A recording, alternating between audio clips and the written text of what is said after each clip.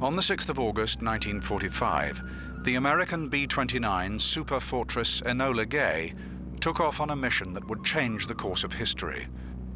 In the bomber's hold, a weapon with an unprecedented capacity for mass destruction. At 08:15 hours, this revolutionary device was released over the Japanese city of Hiroshima. Seconds later, 80,000 citizens were dead, and the age of the atomic bomb had begun. In Washington, President Harry Truman ordered the Japanese Empire to surrender. Failure to do so would mean a reign of ruin on the Japanese islands. 3 days later, a second atomic weapon destroyed the city of Nagasaki, and the Empire's leadership finally accepted the inevitable. In popular belief, it was this second nuclear attack that finally defeated the might of Imperial Japan and brought with it the end of the Second World War itself. But this analysis is only partially true. On the same day as the Nagasaki bombing, another momentous military attack was unleashed against Japanese forces. It would be one of the largest, most imaginative, and most successful campaigns of the war, but it would also become one of the least familiar to future generations. For many students of the Second World War, the Soviet Manchuria campaign is almost a footnote in the story of the conflict. The whole operation is widely seen as an exercise in simple opportunism, Stalin securing as much booty as he could before American atomic weaponry forced the end of hostilities. But this is an opinion that does no justice to Soviet intentions. In fact, the Soviet Manchuria campaign was a long-planned operation. Stalin's own Western allies had argued for such an offensive for years. Preparations for the attack were painstaking. Campaign strategy was bold and ambitious. The leadership was the best available, and resources were substantial. On the 9th of August 1945, a total of 1.5 million Soviet troops prepared to take part in the Manchuria offensive, a vast undertaking with its origins in the earliest years of the 20th century.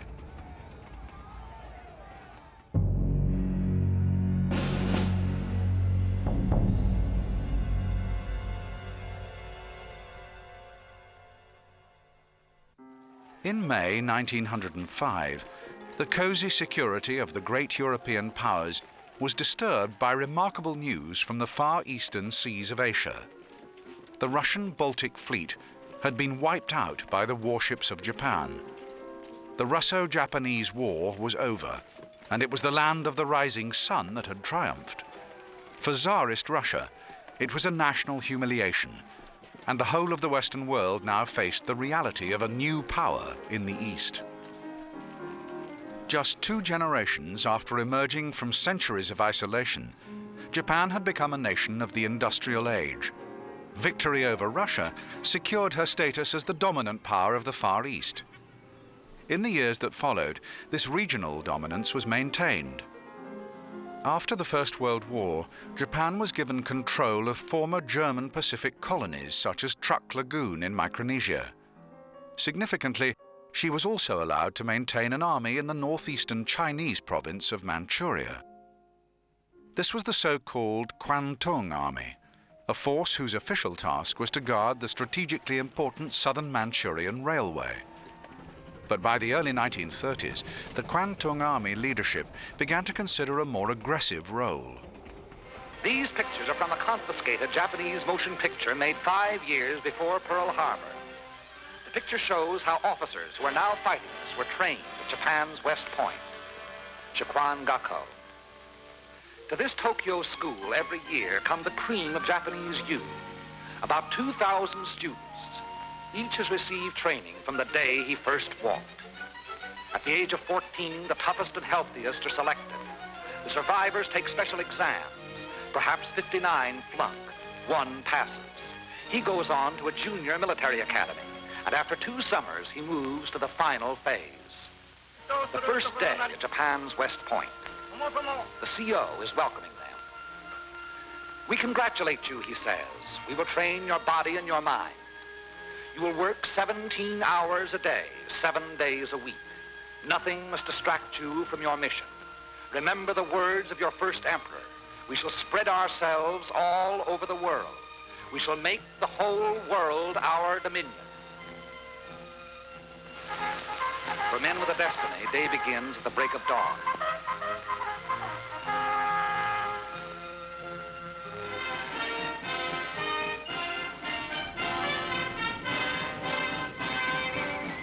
Later in the day, there are more practical exercises. In September 1931, an incident of alleged sabotage on the railway line near Mukden led to the Quantong Army occupying the whole of Manchuria. Despite opposition from Tokyo, the Quantong established the state of Manchukuo under the leadership of the last of the old Chinese emperors, Henry Pu Li, or Husantung as he became known. Manchukuo was nothing more than a puppet state, despite the efforts of Japanese propaganda to portray the territory as an independent land of freedom and happiness. The truth was that many Japanese leaders were now keen on the idea of an expanding Japanese empire, and it was their view that came to dominate policy. The League of Nations sent a committee of 5, headed by Lord Lytton and including our own General Frank McCoy, to Manchuria to investigate. In October of 1932, the committee issued its report.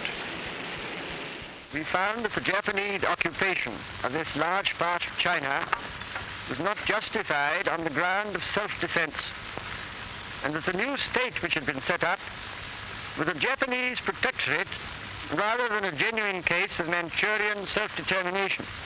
Shortly after, the League condemned Japan as an aggressor nation.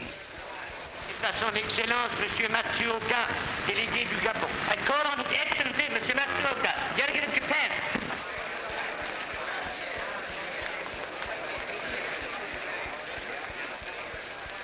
It is a matter of common knowledge that Japan's policy is fundamentally inspired by a genuine desire to guarantee peace in the Far East and to contribute to the maintenance of peace throughout the world. Japan, however, finds it impossible to accept the report adopted by the Assembly. In answer, the Japanese delegates, knowing there were no guns behind this condemnation, smiled, took up their briefcases, marched out of the League. Northern Manchuria was dead. Collective security was dead. A green light had been given the aggressors. We and the rest of the world knew that these aggressors should be stopped and punished, but we were unwilling to make the necessary sacrifices to back up that opinion. It was impossible to convince a farm boy in Iowa, or a driver of a London bus, or a waiter in a Paris cafe that he should go to war because of a mud hut in Manchuria. In 1937, an incident on the Marco Polo Bridge near the Chinese capital of Peking led to armed conflict between the forces of China and Japan. This was the beginning of the Sino-Japanese War, and millions of lives would be lost in the 8 years of bloody conflict that followed. And to understand China, 3 facts must never be forgotten. China is history, China is land, China is people.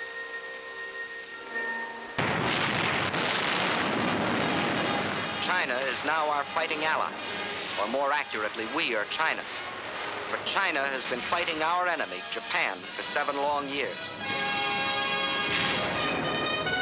Why is this? Why have the Chinese, who in all their 4,000 years of history had never waged an aggressive war, been forced to fight and die by the millions? China was to be the giant back on which Japan would ride to world conquest. Japan was a united, well-knit, highly regimented military dictatorship. Their aim, the absorption of China and the fulfillment of the Tanaka Memorial. In Moscow, the leadership of the Soviet Union kept in touch with developments to the south of far eastern Russia. As a bulwark against further Japanese expansion, Stalin made sure that his border with Japanese Manchuria was well defended. It was a wise precaution. In July 1938, a border dispute at Lake Khasan led to hostilities between Imperial Japan and the Soviet Union. It was no small skirmish. Artillery, tanks, and support aircraft were deployed by both sides, but it was the Soviets who emerged victorious. The following year, tension between the two nations resulted in another border conflict at the outer Mongolian river of Khalkhin-Gol. Again, the result was a victory for Stalin, in what proved to be a substantial engagement, lasting from May until August 1939. No fewer than 50,000 Japanese were listed as casualties. In the days that followed, Soviet commanders negotiated a truce with their Japanese counterparts. But regional tension remained, and it was an uneasy peace that now endured along the Manchurian-Soviet border. And the intentions of the Japanese remained a concern amongst the leadership of the Soviet Union, a leadership that was dominated by Joseph Stalin.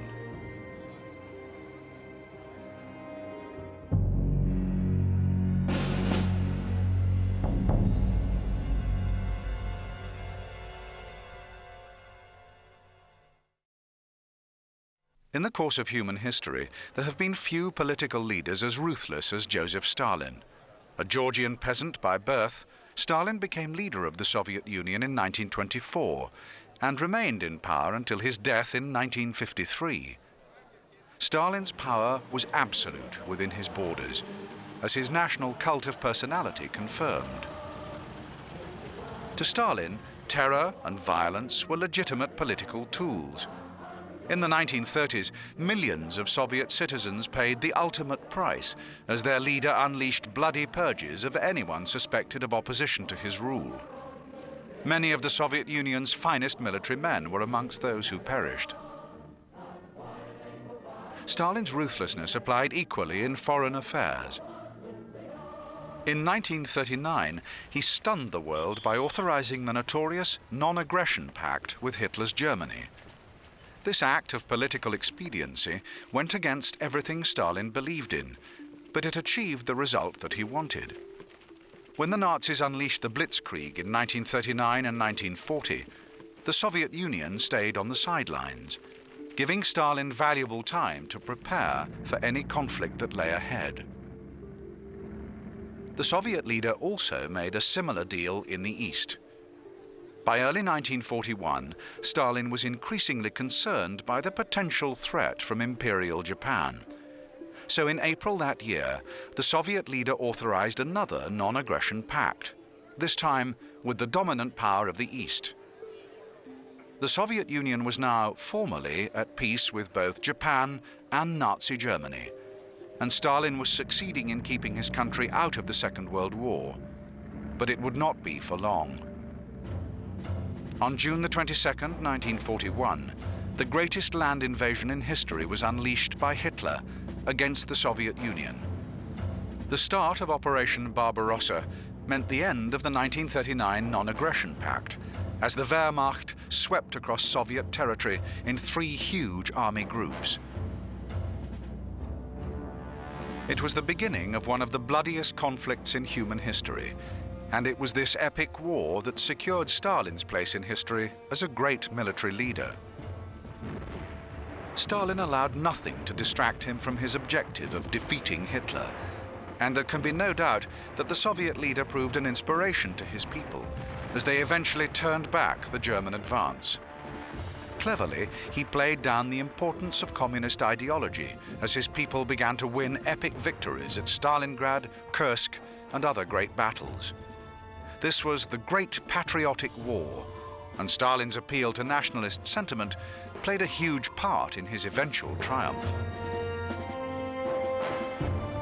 At Tehran in November 1943, Roosevelt and Churchill tried to persuade him to open a second front against Japan in the east, but Stalin refused to consider the idea.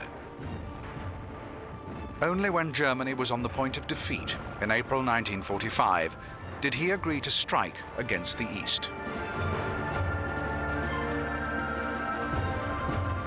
As Soviet troops entered Berlin, Stalin ordered preparations to begin for an attack against Manchuria. Soon, the Soviet leader would pit himself against his counterparts in Japan.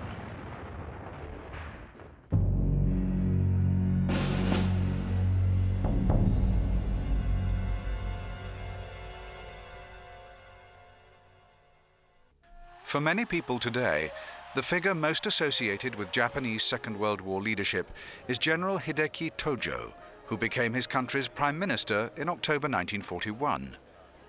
A powerful advocate of Japanese military expansionism, it was Tojo who authorized the attack on Pearl Harbor, and it was Tojo who became the only wartime premier to be executed by the Allies when hostilities ended. But Tojo was no longer in charge when the Soviet Union began preparations for the attack on Manchuria in 1945. In June the previous year, following Japanese defeat at the Battle of the Marianas, he was forced to resign in favor of Lieutenant General Kumiaki Koizo, a weak leader who himself did not survive in power for long. In April 1945, Koizo was replaced by Kantaro Suzuki, a 77-year-old admiral whose military experience stretched back to the 19th century. He had fought in the war between Japan and Russia in 1904 and 5, and he had succeeded in remaining close to the center of power as the Second World War unfolded. But even as Prime Minister, Suzuki did not enjoy anything like the power of the leader of the Soviet Union. He was certainly not his nation's head of state. That title belonged to the hereditary emperor, Hirohito, the ultimate Japanese leader. Hirohito had the status of a god amongst his people, and he was theoretically above the business of day-to-day politics. But we know that the emperor took a great interest in the progress of the war.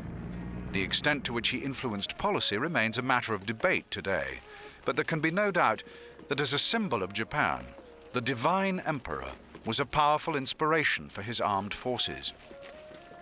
The loyalty of the Japanese soldier to the emperor bordered on the fanatical.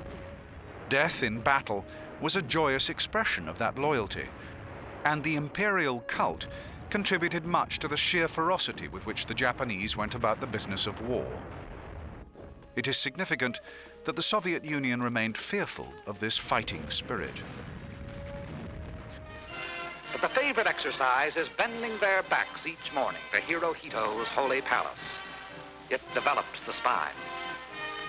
In the classroom, there is absolutely no instruction in international relations nor economics. Yet the men who are graduated helped rule Japan. Their lack of knowledge about other countries, about the qualities of other people, about production, causes them to take wild gambles. But on other subjects, they are very thorough.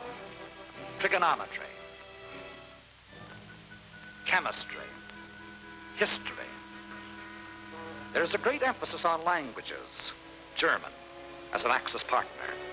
English, they once hoped to use it in California. And Russian. A favorite cultural pastime is kendo. Being pounded on the head is supposed to make a man alert. There are other outdoor studies, signal practice, surveying.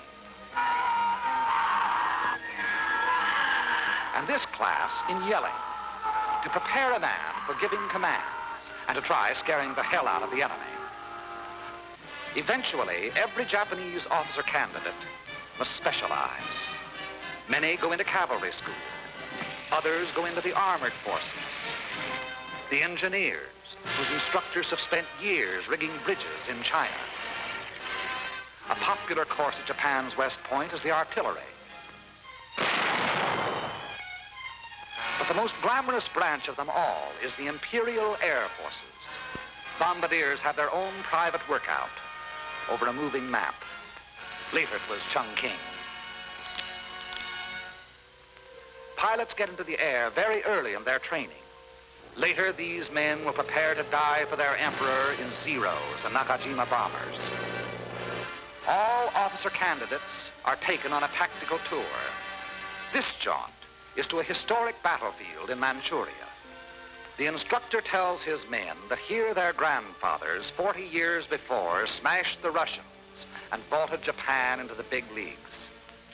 Holy ground to the Japs, because here was a bloody stepping stone on the divine mission to world conquest. A tactical tour is supposed to give men a smattering of strategy, but for these men it is something more. It is a patriotic hypo, injecting a wild passion for Japan. That is the real purpose of the tactical tour.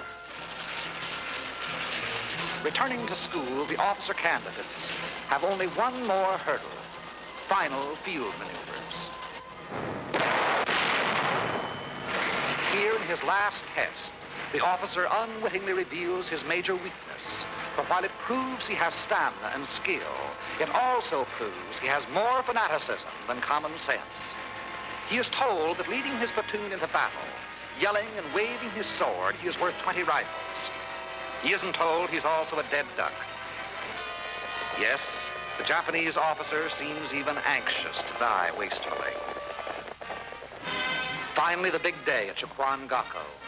The Emperor God himself is on hand. A thrilling moment for the Japanese officer, but only a beginning. He must spend 8 months in the ranks before becoming a lieutenant. His highest base pay will be the equivalent of $21 a month. He must buy his own uniforms and go into debt purchasing a samurai sword. He may take a wife from the special school for army brides. The honor student of the class receives a special scroll, and later will be given a silver watch by the Emperor God. Silver instead of gold, to teach frugality in living. And for preparing his students so well, the CO receives a special gift from Hirohito. Yes, this is a big day. And every graduate dreams that his training will lead him to one aim: world domination for Japan. But it's being proven otherwise in the stream of ashes being returned to Tokyo.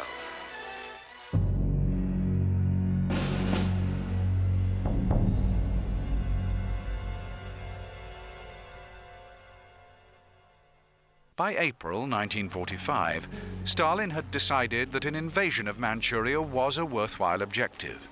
It was hoped that it would finally bring the Second World War to an end. There was also the potential prize of a vast new sphere of influence in the Northwest Pacific. But there was one obvious difficulty in preparing for the operation. The best Soviet forces were thousands of miles away in Europe, having beaten the Nazis in their Great Patriotic War. To relocate them to an entirely new theater of operations would be a huge logistical undertaking. But the Soviet planners were equal to the challenge. All through the summer of 1945, the enormous task of transporting hundreds of thousands of troops took place within the vast territory of the Soviet Union. And this preparation can be seen as the first evidence of the brilliance that would characterize the whole Manchuria offensive. The Trans-Siberian Railway became the focus for the mass movement of men and material.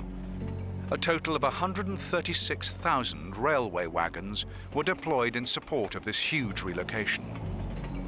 Amazingly, the scale of the operation was kept secret from the Japanese. Much of the movement of military traffic took place at night. Both men and hardware were disguised, and their final destinations were often well away from the vision of Japanese border patrols. The way that these resources were deployed also revealed the confident ambition of the Soviet military.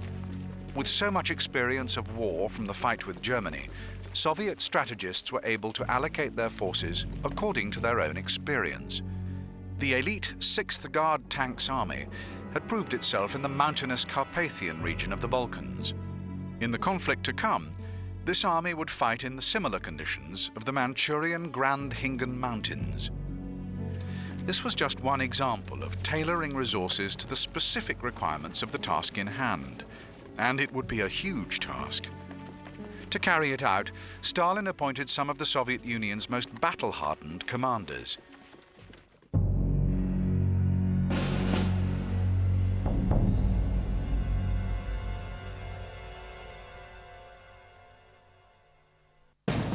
On the 30th of July, 1945, With the relocation of resources almost complete, a new Far East Command was established to oversee the Manchurian offensive. In overall charge, Marshal Alexander Vasilevsky. Vasilevsky was a 50-year-old officer who had proved himself in the bloodiest of all battles that took place on the Eastern Front.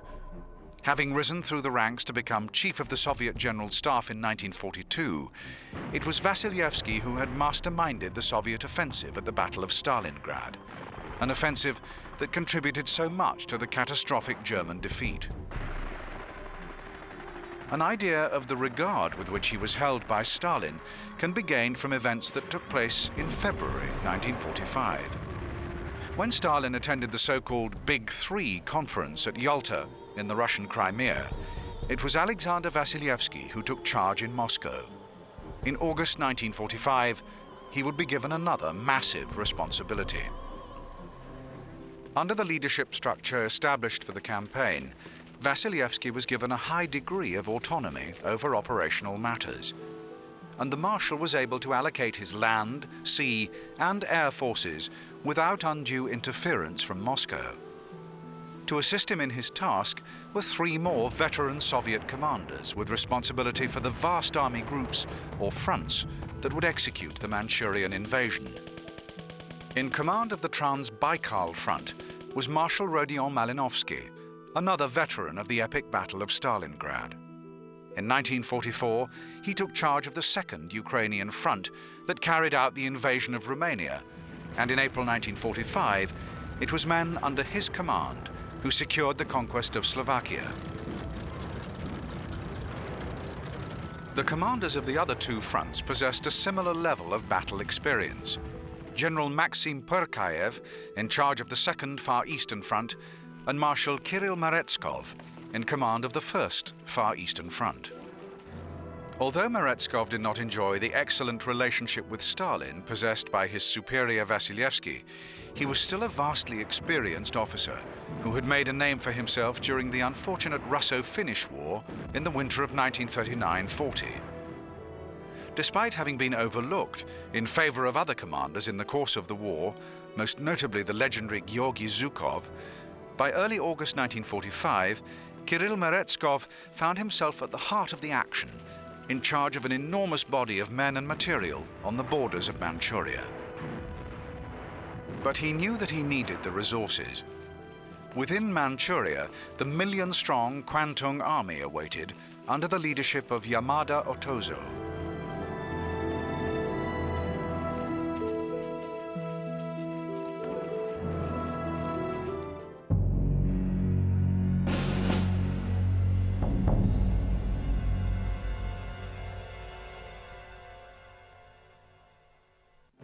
In essence, the Soviet strategy for the Manchuria campaign can be readily understood.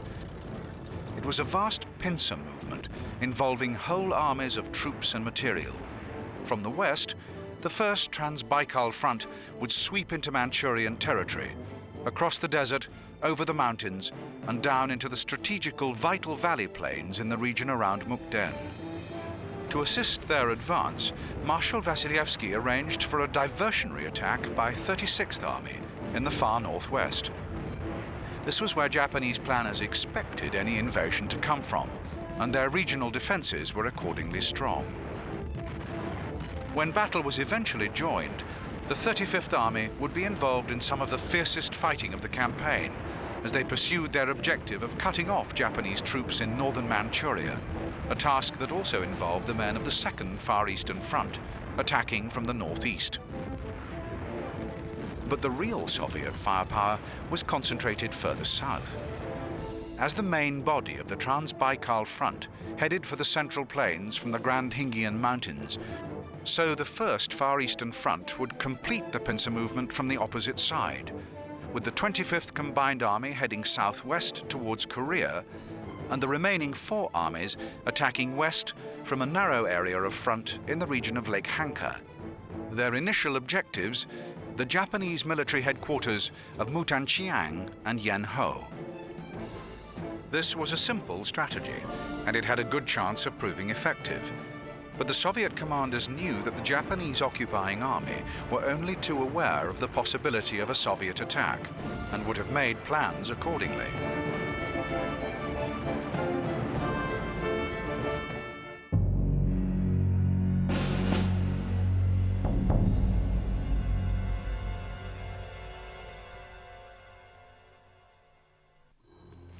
It is not surprising that in 1945, the Japanese leadership in Manchuria were thinking only in terms of a defensive response, if and when a Soviet attack came. As late as September 1944, Japanese strategy was still informed by a commitment to offensive warfare. But as the tide of the Pacific War turned, a more pragmatic approach was adopted. By June 1945, the Japanese had established their own Manchurian strategy along these lines. Their intention was to engage the Soviet forces immediately, before withdrawing into the Valley Plains region in the south, whilst continuing to harry the enemy at every opportunity. It was hoped that these delaying tactics would combine with the difficulties of Manchurian geography to reduce the effectiveness of the Soviet force. By the time battle was joined on the plains, the Japanese would be in a position to take the fight back to the invaders. It was a realistic strategy, and the Japanese Quantong Army was theoretically large enough to carry it out. But what they didn't know was the sheer size of the Soviet force that would sweep over the Manchurian border towards their positions.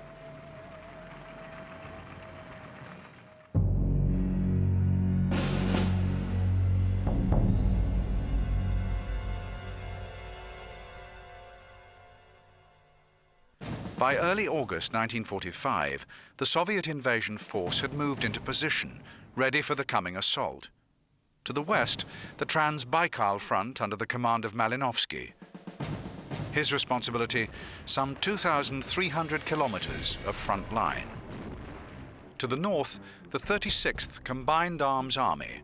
Further south, 4 more armies, including the elite 6th Tank Guards. Furthest south of all, a combined Soviet-Mongolian cavalry mechanized group. With air support and reserves, Malinowski was in charge of some 654,000 men. On the opposite side of the theater of operations, Marshal Meretskov took command of the 1st Far Eastern Front, a force that comprised a further 4 combined arms armies. With reserves, air support, and attached independent units, a total of 587,000 men were positioned across a front 700 kilometers in length. The Soviet deployment was completed by the 2nd Far Eastern Front in the north, consisting of a further 3 armies, again backed up by independent units and air support. Commanded by General Maxim Perkayev, the 2nd Far Eastern Front added a further 337,000 men under arms. In all, the Soviet Far East Command was responsible for a total of 1,600,000 troops, equipped with a massive quantity of material. This included some of the best-known weapons of the whole Second World War.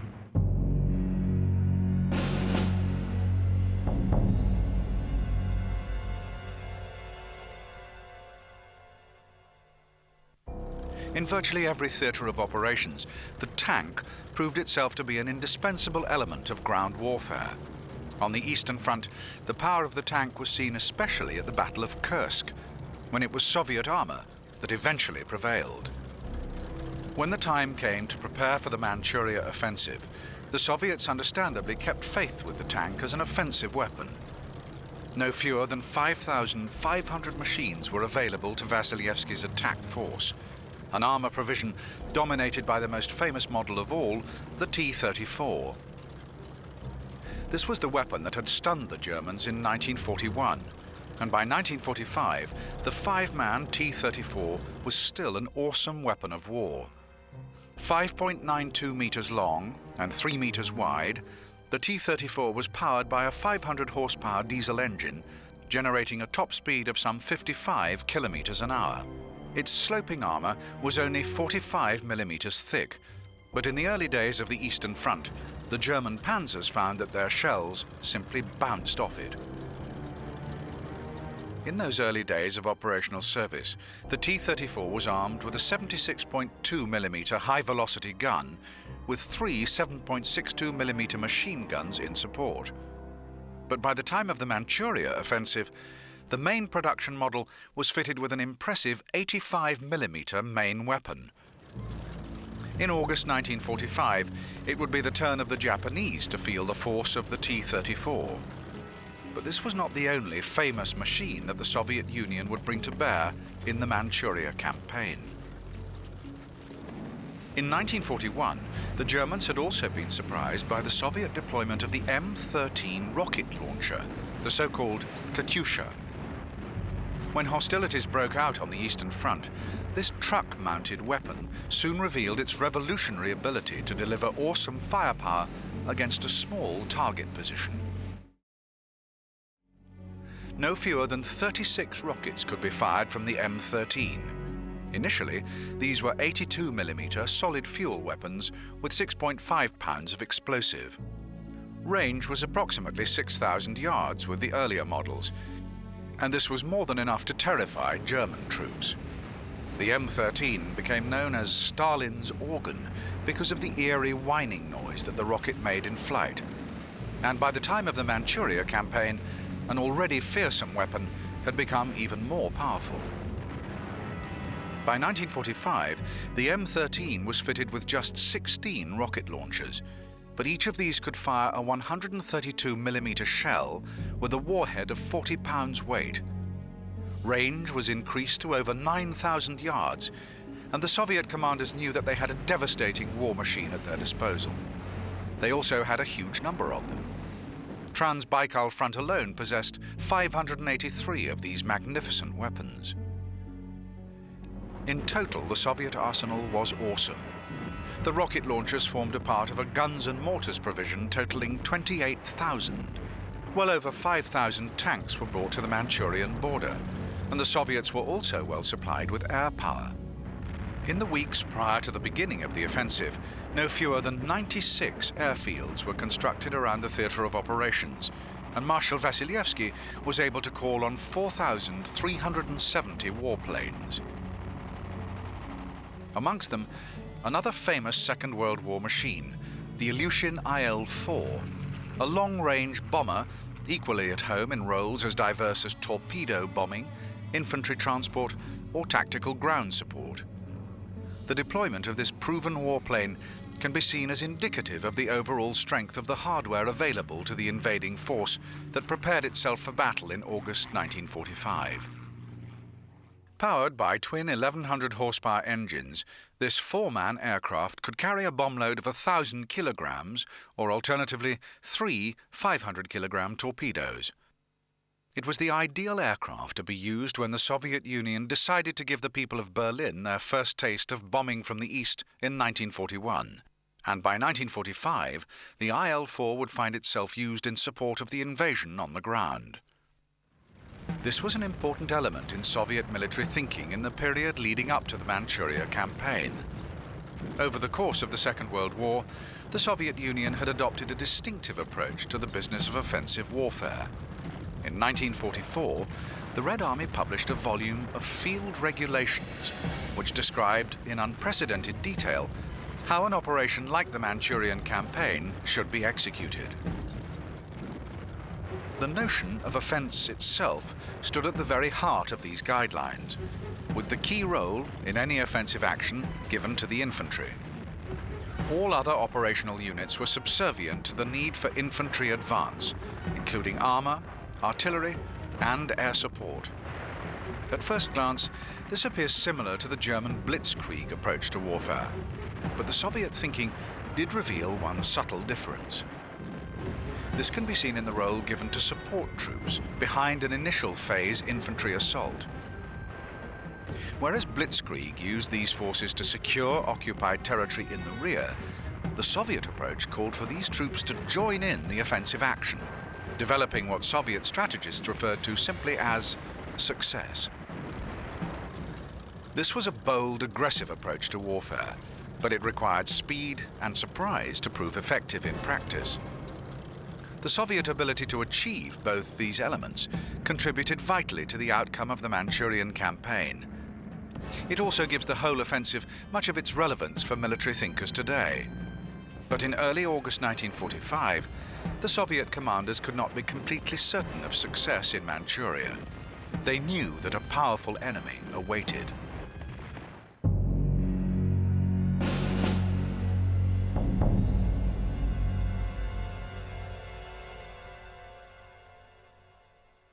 The Quantong Army was long established in Manchuria, and its commander, General Yamamoto, could call on considerable resources in the event of a Soviet invasion. In eastern Manchuria, there was General Kitasaichi's First Area Army, comprising some 222,000 men. Covering the center and south, the 181,000 men of the Third Area Army, under the command of General Ushikoru Jun. In the north was stationed a smaller Fourth Separate Army based at Sitsiha. In all, another 95,000 men available to General Yamada and his Quantong Army Command. The Japanese 34th Army of Northern Korea could also contribute 2 divisions, and troops stationed in regions such as southern Sakhalin and the Kuril Islands further strengthened Japanese resources, along with the army of the Manchukuo puppet state itself. In total, the Japanese could call on over 1 million men in the event of a Soviet attack. But sheer numbers alone are not always enough when it comes to battle, and the Japanese commanders knew that the Quantong Army was far from combat ready. Many of its best troops had long since been creamed off to join the war effort in the Pacific. Many divisions lacked their nominal full complement of men, and shortages of hardware further weakened Quantong Army strength. When battle was eventually joined, the Soviet provision of tanks, armament, and air support far exceeded that of their enemy. The statistics for armor are especially revealing. The Quantong Army could call on 1,155 tanks. The Soviet invaders could call on 5,550. Despite this numerical deficiency, the Japanese Quantong Army was still able to demonstrate that the Soviet Union possessed no monopoly when it came to excellent military hardware.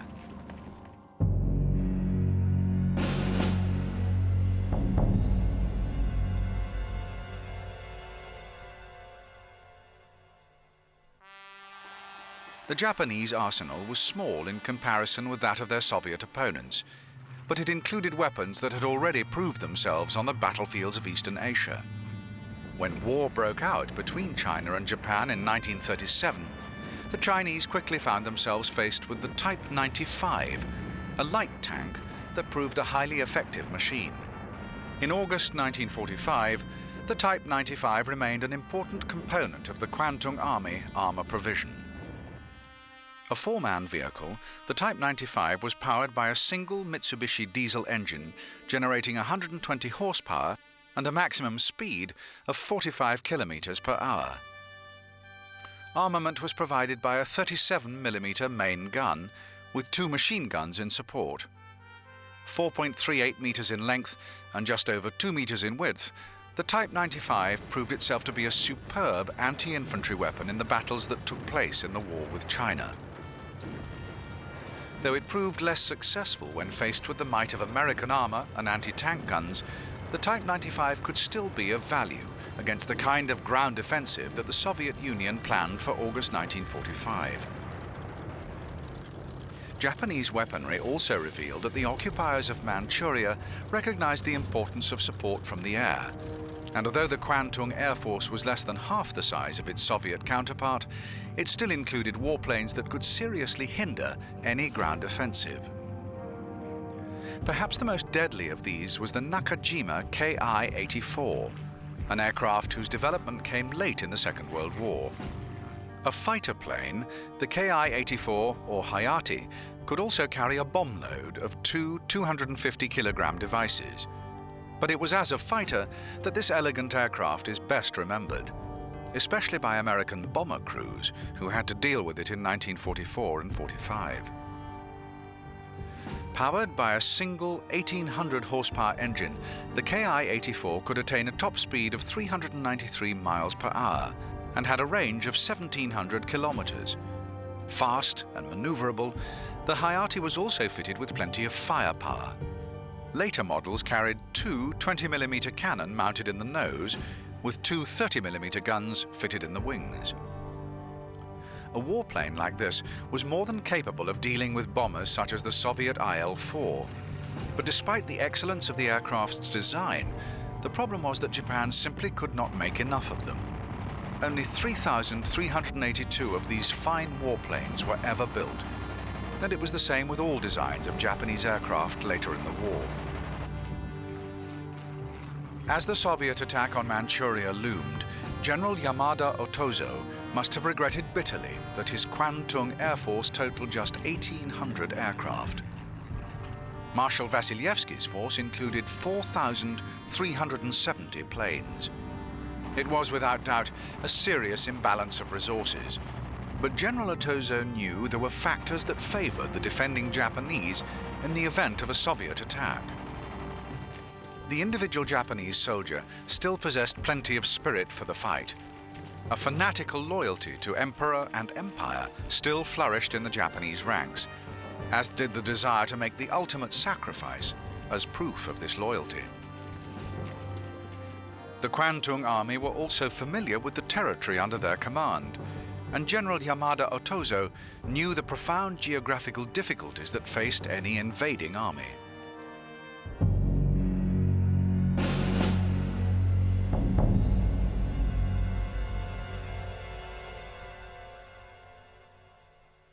The Soviet Union intended to conquer some 1.5 million square kilometers of territory, an area the size of Western Europe. This sheer size alone was a powerful influence in both Soviet and Japanese planning, but it was the details of the Manchurian terrain that decisively influenced strategy when battle was eventually joined, both offensively and defensively. For any army seeking to control the lands of Manchuria, it is the central valley plains of the south that provide the key to success. As well as being the fertile heartland of the region, the Central Valley also enjoys the protection of some powerful natural defenses. To the west, the mountains of the Grand Hingians. To the north, the Lesser Hingians. To the east, the Eastern Highlands. All with limited avenues of approach, as the Japanese knew well. But the mountains are not the only difficulties facing any invader of Manchuria. Before the Soviet Trans-Baikal front could even reach the Great Hingian Mountains, they would have to traverse the arid deserts of Inner Mongolia. In the northwest and in the east, thick forests added to the difficulties of fast-moving offensive warfare, while the riverlands of the north and northeast were surrounded by swampy marshland, which would be especially difficult to cross during the August rainy season. A successful invasion would require ingenuity and flexibility, but the Soviets approached their task with a quiet sense of confidence.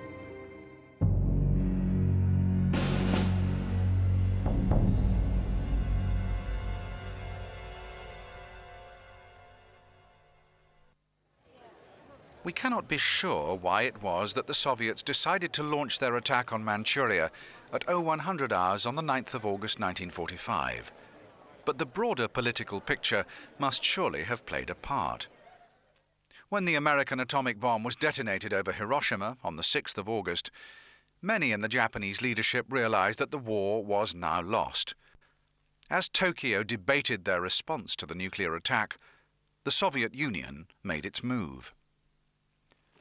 The time of planning was now past, and brilliant Soviet preparation meant that all around the Manchurian border, hundreds of thousands of troops were in position, ready for the fight, on the Trans-Baikal front, on the Second Far Eastern Front, and on the First Far Eastern Front.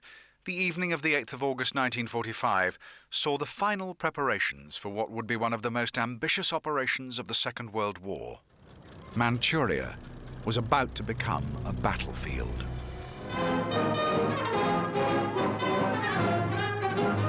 Flying from Russia, a large transport arrives at an airfield in Chongqing, China. Aboard is a visitor from America, Vice President Henry Wallace. Traveling as the personal representative of President Roosevelt, Wallace is welcomed by Generalissimo Chiang Kai-shek and other high Chinese officials.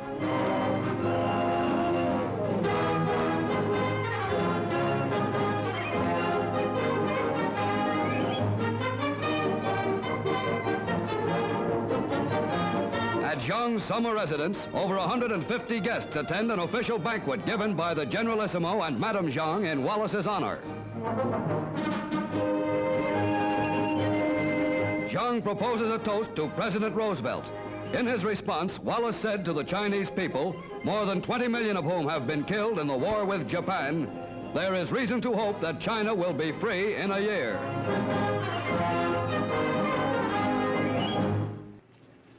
On the afternoon of the 8th of August 1945, the men of an army 1 million strong were about to be taken completely by surprise.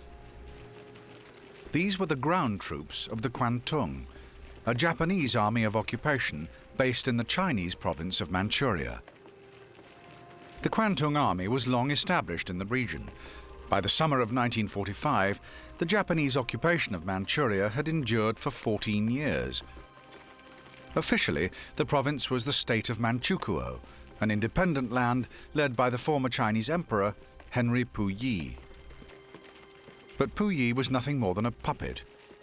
It was the Japanese who held the real power in Manchuria. And by 1945, the local people must have wondered if they would ever see the last of the troops that occupied their land. As the men of the Quantong Army went about their duties on the 8th of August 1945, they knew that their grip on Manchuria was under threat. Just 2 days earlier, an American atomic bomb had laid waste the Japanese city of Hiroshima. As news of the nuclear attack spread, many soldiers of the Quantong must have wondered if they would face a similar fate.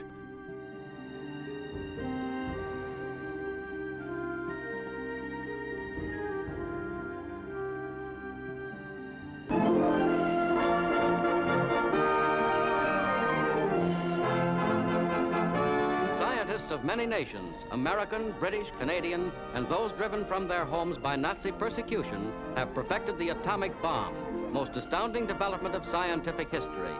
At the University of California, in absolute secrecy, Dr. Ernest O. Lawrence experimented with the cyclotron. Such work as his led to the splitting of the uranium atom, force of the atomic bomb. I shall ask Congress to cooperate to the end that its production and use be controlled, and that its power be made an overwhelming influence toward world peace. We must constitute ourselves trustees of this new force, to prevent its misuse, and to turn it into the channels of service to mankind. As events transpired, the second atomic bomb was deployed against the Japanese homeland at the city of Nagasaki. But the occupiers of Manchuria would not escape the full force of war. Just hours before the destruction of Nagasaki, the Quantong Army was also attacked in what can now be seen as one of the most intriguing operations of the Second World War. At 0100 hours on the 9th of August 1945, the Soviet Union launched its Manchuria campaign.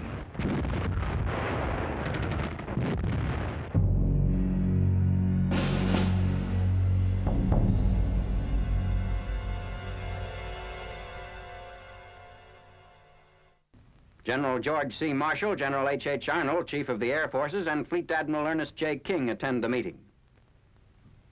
General A.I. Antonov, Red Army Chief of Staff, and Soviet officers meet with the Americans. On 8th August, 1 week after the conference ended, Russia declared war on Japan and sent her Siberian armies into Manchuria.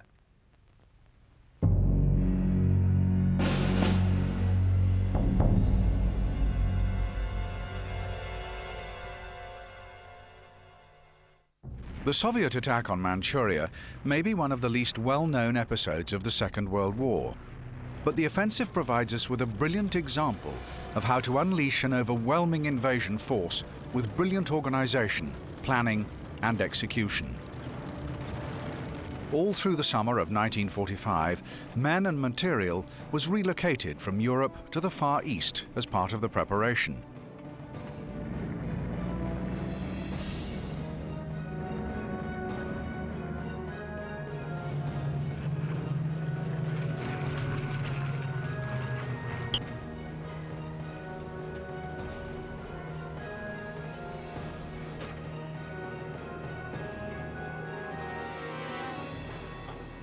No fewer than 136,000 railway wagons were used as victorious Soviet forces from the west journeyed up to 12,000 kilometers to take up positions in the east. By early August, 1.6 million men were ready to take part in the Manchuria attack, along with 5,500 tanks and no fewer than 28,000 guns, mortars and rocket launchers.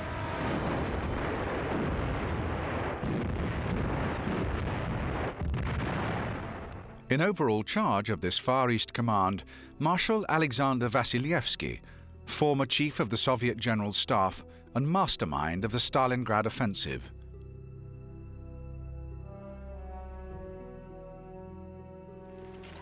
Now, in August 1945, this gifted soldier found himself preparing for another huge engagement in a very different theatre. Vasilevsky's objective can be easily understood. His task was to drive the occupying Japanese out of Manchuria. He knew that this would hasten the end of the war against Japan, and success would bring about a massive increase in the Soviet Union's regional influence after hostilities were over. To achieve his task, the Commander-in-Chief conceived a plan that was both simple and bold. A simultaneous attack from all sides, involving an enormous display of military muscle.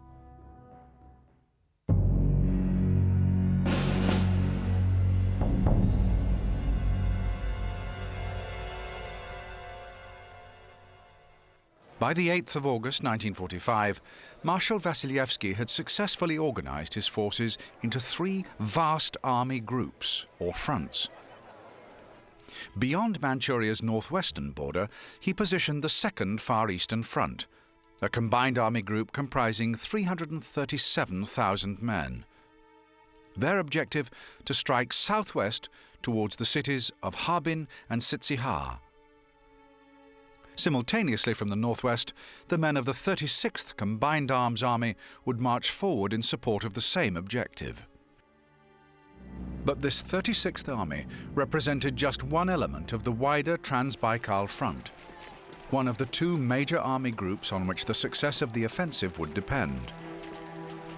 Commanded by Marshal Rodion Malinovsky, another hero of Stalingrad, the Trans-Baikal front could call on the efforts of 654,000 men once battle was joined at 0100 hours on the 9th of August. And this vast force had a clearly defined objective.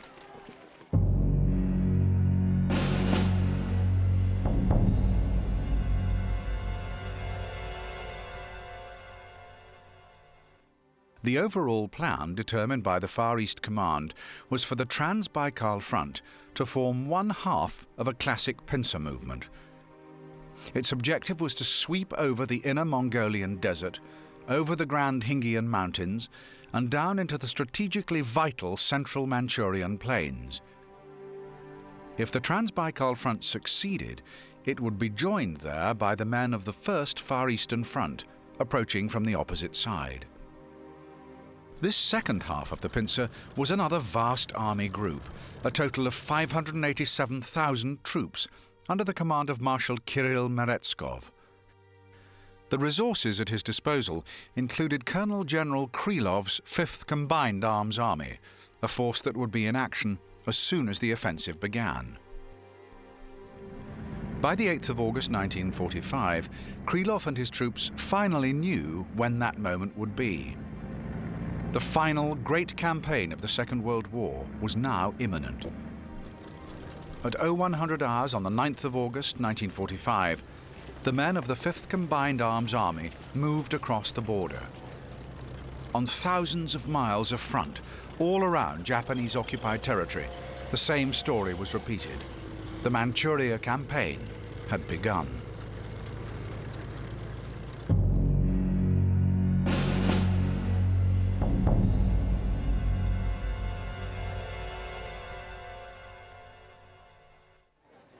When Marshal Vasilevsky and his colleagues considered their strategy for the Manchurian campaign, there was some thought given to the idea of a staggered attack, to advance from the west before engaging the troops on the other side of the country.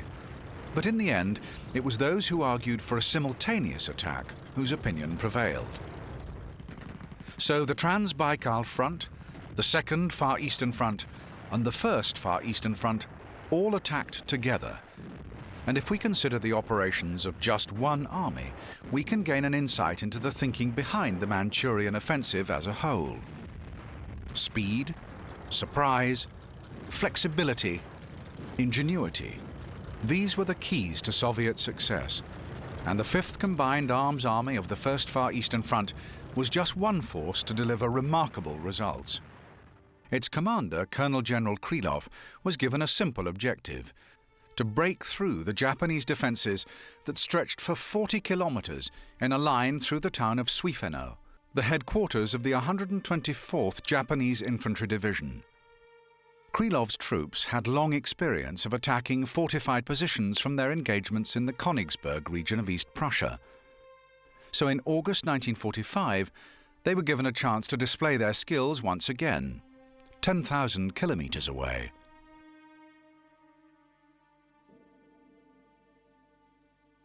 To the Japanese, it seemed inevitable that any Soviet attack would come through the Suifeno Valley. But Krylov decided to take a less obvious approach. It was typical of the events that took place on the first day of the Manchuria campaign. Defying heavy rain, the Fifth Army's advance parties were instead ordered to move forward through the woody, hilly terrain that lay to the north. At first, the Japanese failed to notice the almost silent companies of infantry and supporting engineers. When the advancing Soviets arrived at the first of the Japanese defensive positions, they were still well protected by the cover of night, and the full reality of the situation now revealed itself to the Japanese forces.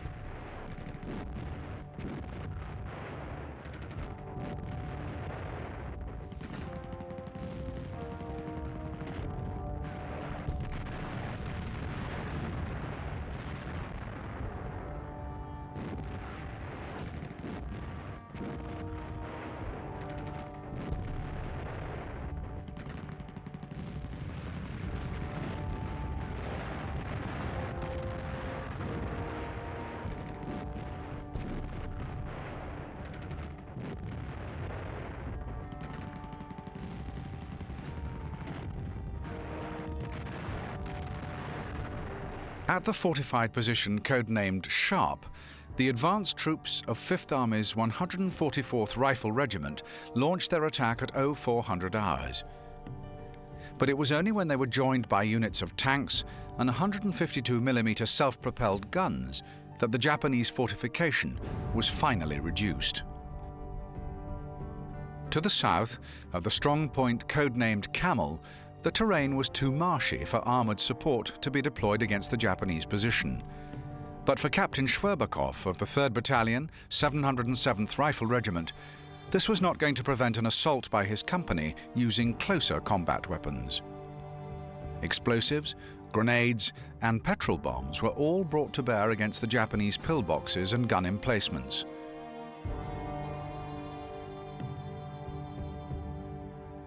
The unsettling menace of the flamethrower was also deployed with devastating effect.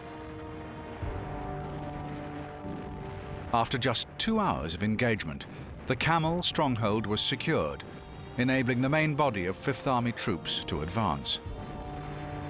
And advance they did. By the end of the 9th of August 1945, 5th Army had forced a 35-kilometer hole in the Japanese defenses, as retreating forces attempt to secure a new line west of Mulang, an effort hampered by the Soviet cutting of telephone cables. It was the 11th of August before the Japanese were able to regroup in any sort of order, by which time 5th Army had advanced 80 kilometers into Manchurian territory. The Japanese had been taken completely by surprise, and the Soviet 5th Army had exceeded their own expectations. By the 11th of August, advance troops were heading towards the vital city of Mutanchiang, headquarters of the Japanese First Area Army. The plan was to take the city within 18 days. As events transpired, the first Soviet attacks on Mutanchiang took place on day 3. Dramatic Soviet progress was also secured to the north, as General Bieloborodov led a simultaneous attack by his First Red Banner Army. In this sector, the terrain was even more treacherous. Thick forest covered hills, anything up to 1,000 meters in height. Rain-swollen streams and rivers had turned many valley areas into marshland. And advancing infantry also had to contend with the so-called taiga, a ground covering of thick woody foliage whose sharp needles could rip a soldier's flesh. Combined with heavy rain, the result was a landscape that was surely unsuitable for a fast-moving infantry advance. But the First Red Banner Army leadership took a different view. As elsewhere, Soviet tactics were dominated by the desire for surprise, so General Bieloborodov split his troops into several individual axes of advance, and in the early hours of the 9th of August, single infantry columns began their march into an area with few substantial Japanese positions. The Quantong Army considered the difficulty of the terrain to be defense enough. But the First Red Banner Army were equal to the challenge, as they used a subtle combination of resources to make substantial progress. In the early hours of the 9th of August, 2 columns of regimental size led the way through the forest, hacking their way through the undergrowth as they went. And these infantrymen were also supported by a detachment of armor. But these T-34 tanks were not deployed for the power of their 85mm guns. Instead, they were used to clear a path through the forest by knocking over any trees that blocked their way. The fallen trees were then gathered together and formed into a roadway by accompanying engineers. Within hours, this so-called corduroy road was 5 meters wide and able to support advancing self-propelled guns and trucks, speeding the Soviet advance still further. Again, surprise and ingenuity proved decisive. By the morning of the 11th of August, First Red Banner Army had secured territory up to the line of the Mulang River, and leading detachments were already heading for the city of Mutanchiang to support their Fifth Army colleagues to the south. All over eastern Manchuria, the Japanese were stunned by the Soviet assault. Earlier in 1945, the Quantong Army leadership had accepted the need for a defensive strategy in the event of a Soviet attack. The plan was to engage the invaders immediately, before staging an orderly withdrawal to the plains region in the south, while continuing to harry the enemy at every opportunity. The hope was that the Soviet troops would then be tired and vulnerable to a counterattack. It was a realistic strategy, but the sheer speed of the Soviet offensive prevented any kind of coherent response. In the southeast, the Soviet 25th Army swept down towards Japanese northern Korea at breakneck speed, supported by the power of the Soviet Pacific Fleet.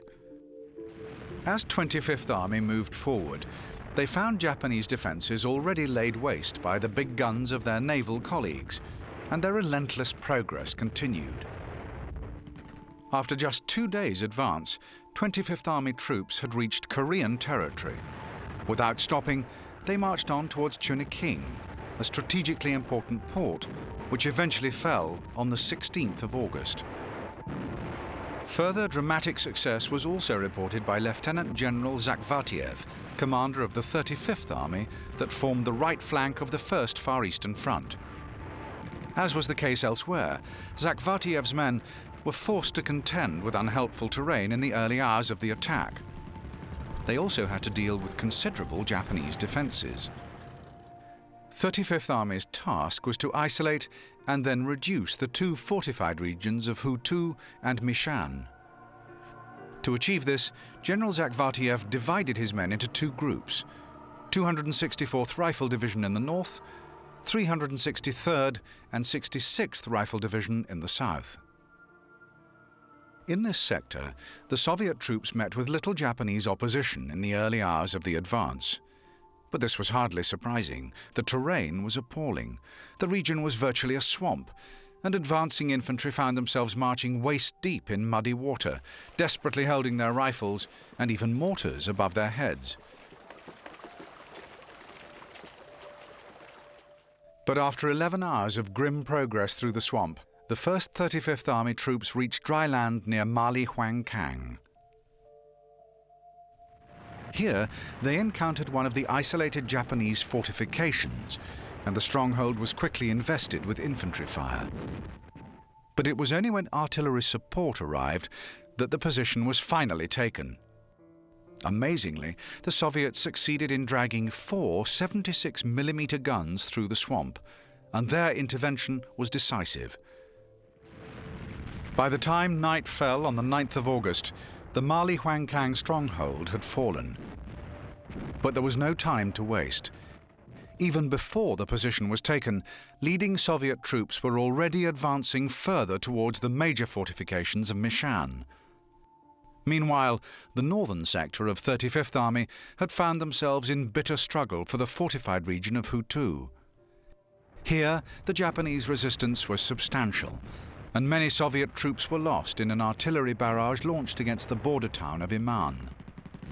But the Soviet response was compelling. General Zakhvatiev knew that he could call on air support if needed. As part of the preparation for the Manchuria offensive, the Far East Command had ordered the construction of 96 airfields around the theatre of operations. It was from one of these that General Zakhvatiev summoned the firepower of 49 IL-4 fighter bombers to launch a devastating attack on the Hutu stronghold.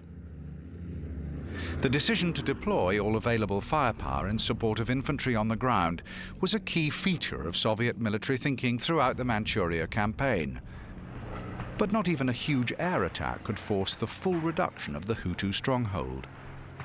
2 days into the attack, pockets of resistance continued to hold out. But by now, General Zakhvatiev was able to advance his main northern sector troops towards Mishan, leaving behind enough troops to contain and eventually reduce the Hutu strongholds.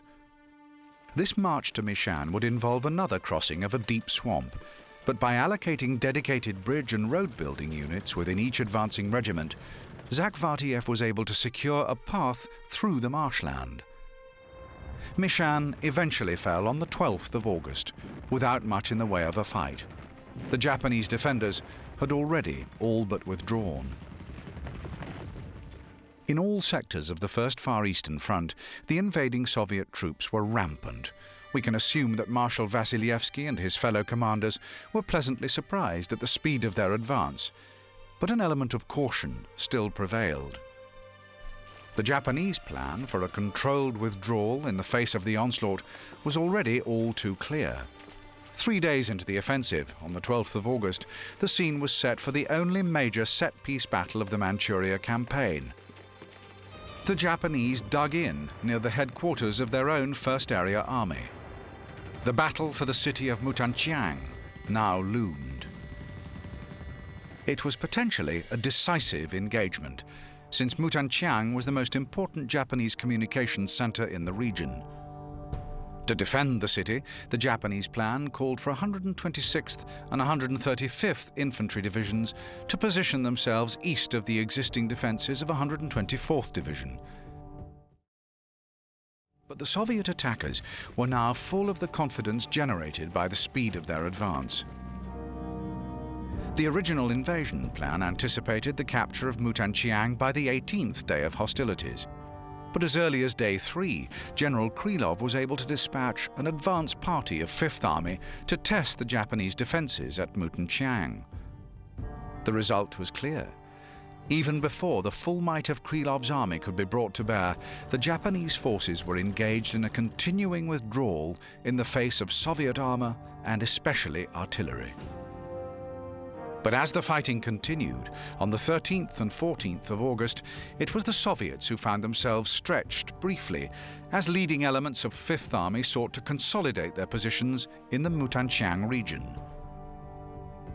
Tenacious resistance by the Quantong Army was reported by many Soviet units as the bitter street fighting continued. But by the 15th of August, the Japanese hold on Mutanchiang stood on the brink of collapse, as Fifth Army closed in from the east of the city, while 1st Red Banner Army attacked from the north. Now the Katyusha rocket launchers pulverized the defenders' positions as infantry platoons joined in street-by-street combat. Eventually, on the evening of the 16th of August, 7 days into the offensive, the city of Mutanchiang fell to the Soviets, but the victorious troops were left in no doubt that their defeated enemy was a worthy foe, steeped in military honor. Amongst the last pockets of Japanese resistance was a defensive position of the 278th Infantry Regiment, who fought to the end in the area to the southeast of Yenho, another important center of Japanese organization. When it became clear to Regimental Commander Yamanaka that the fight was lost, the thought of surrender was furthest from his mind. Instead, he ordered a final, desperate attack on Soviet positions, knowing that all hope of victory was lost. With this last act of defense complete, Colonel Yamanaka performed the ancient ritual of suicide by disembowelment, as his astonished enemy looked on. It was now the 16th of August, 1945. Soviet plans had called for the capture of Mutanchiang after 18 days of operations. After just 7 days, the objective had been achieved. All across the advancing line of 1st Far Eastern Front, the Japanese had been put to rout as the Soviet troops marched relentlessly forward. Immediately after the capture of Mutanchiang, leading detachments of 1st Red Banner Army began the advance towards Harbin, while men of the victorious 5th Army headed for the strongholds of Ning'an and Kirin. The whole of Manchuria was now a war zone. Elsewhere, the supporting 2nd Far Eastern Front had also met with phenomenal success in the early days of the offensive. The achievements of the separate 5th Rifle Corps were typical. Their attack began with a crossing of the river Ussuri. Here, as elsewhere, the Soviet landing craft were put to effective use on the morning of the 9th of August 1945. Within 48 hours, 5th Rifle Corps had achieved its aim of reducing the Japanese defenses at Yacho. With this achieved, a secure advance towards the major city of Polyi would be irresistible. Further north still, 2nd Red Banner Army were tasked to engage and destroy the fortified region in the area of Aihun and Sunwoo. This was a sector which saw a far more vigorous defense by the Japanese occupiers. It was here that the Soviets found themselves on the receiving end of one of the few Japanese assaults from the air during the Manchuria campaign. In the whole theatre of operations, Japan was able to deploy just 1,800 aircraft against a Soviet total of some 4,300.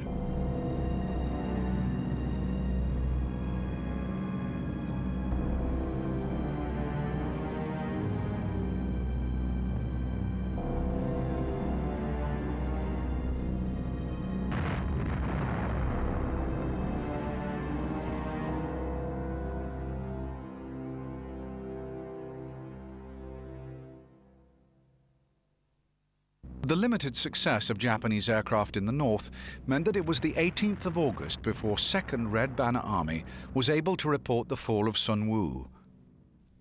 When they did, they were also able to confirm the capture of 17,000 men. At nearby Aihun, the prisoner total was some 4,000, when the region eventually fell after 11 days of hard fighting. A keen defence was also reported further southwest, in the sector allocated to the men of the 15th Combined Army. But in this 300-kilometre section of front, it was the physical features of the landscape that again presented the greatest difficulties to the invaders. This was another region of watery marshland, dominated by the rivers Amur, Ussuri and Sungari, all of them totally unfordable. An unsupported ground advance in a landscape like this would have been beyond the abilities of any invader.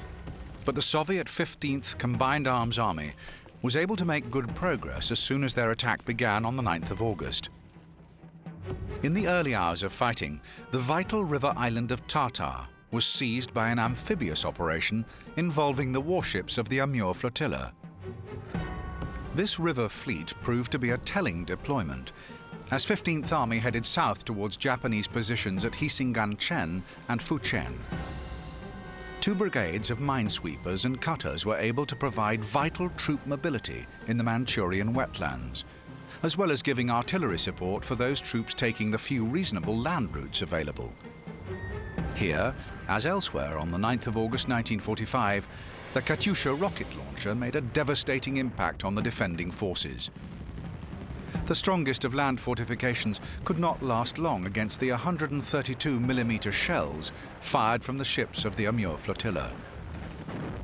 Amazingly, the Amur flotilla enabled 15th Army to advance some 700 kilometers in a period of just 12 days. There were times when progress was hampered. Even the finest of Soviet tanks could still find itself stuck fast in the mud. But by the 21st of August, an advance party of men had arrived in Harbin to be met by units of 1st Red Banner Army.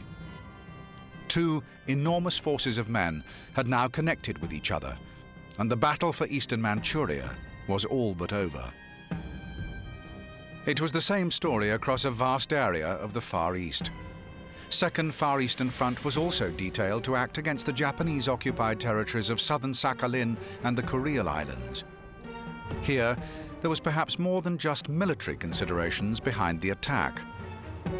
Southern Sakhalin was part of the spoils gained by Japan after her triumph in the 1905 Russo-Japanese War. This had been a national humiliation for Tsarist Russia, and it was 40 years before her Soviet successor was able to avenge the defeat. Once again, it was an amphibious operation that played a huge part as 2nd Far Eastern Front set about their objectives.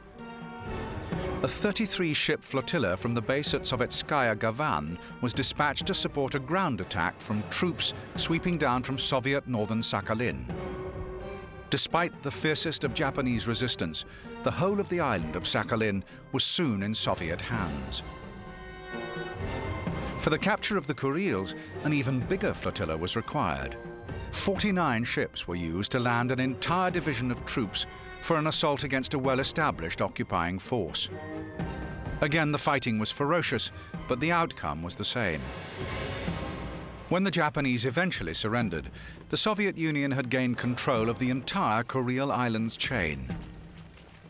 The Russian state remains in possession of the islands today, despite a continuing territorial claim by the Japanese state. This legacy of the Manchuria campaign continues to be a source of tension in the Northwest Pacific region. The conquest of the Kurils remains the most symbolic achievement of the men of 2nd Far Eastern Front in August 1945. With this in mind, it is remarkable to remember that the whole front was deployed in an essentially supporting role. Despite the involvement of 337,000 men, this was the smallest of the 3 enormous army groups deployed for the Manchurian offensive.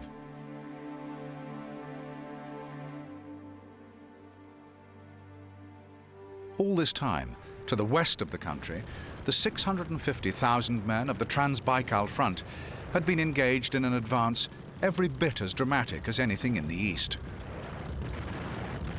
Across 2,300 kilometers of front line, speed was once again a key element in the strategy for Trans-Baikal front, and a heavy emphasis on motorized transport characterized resource allocation prior to hostilities.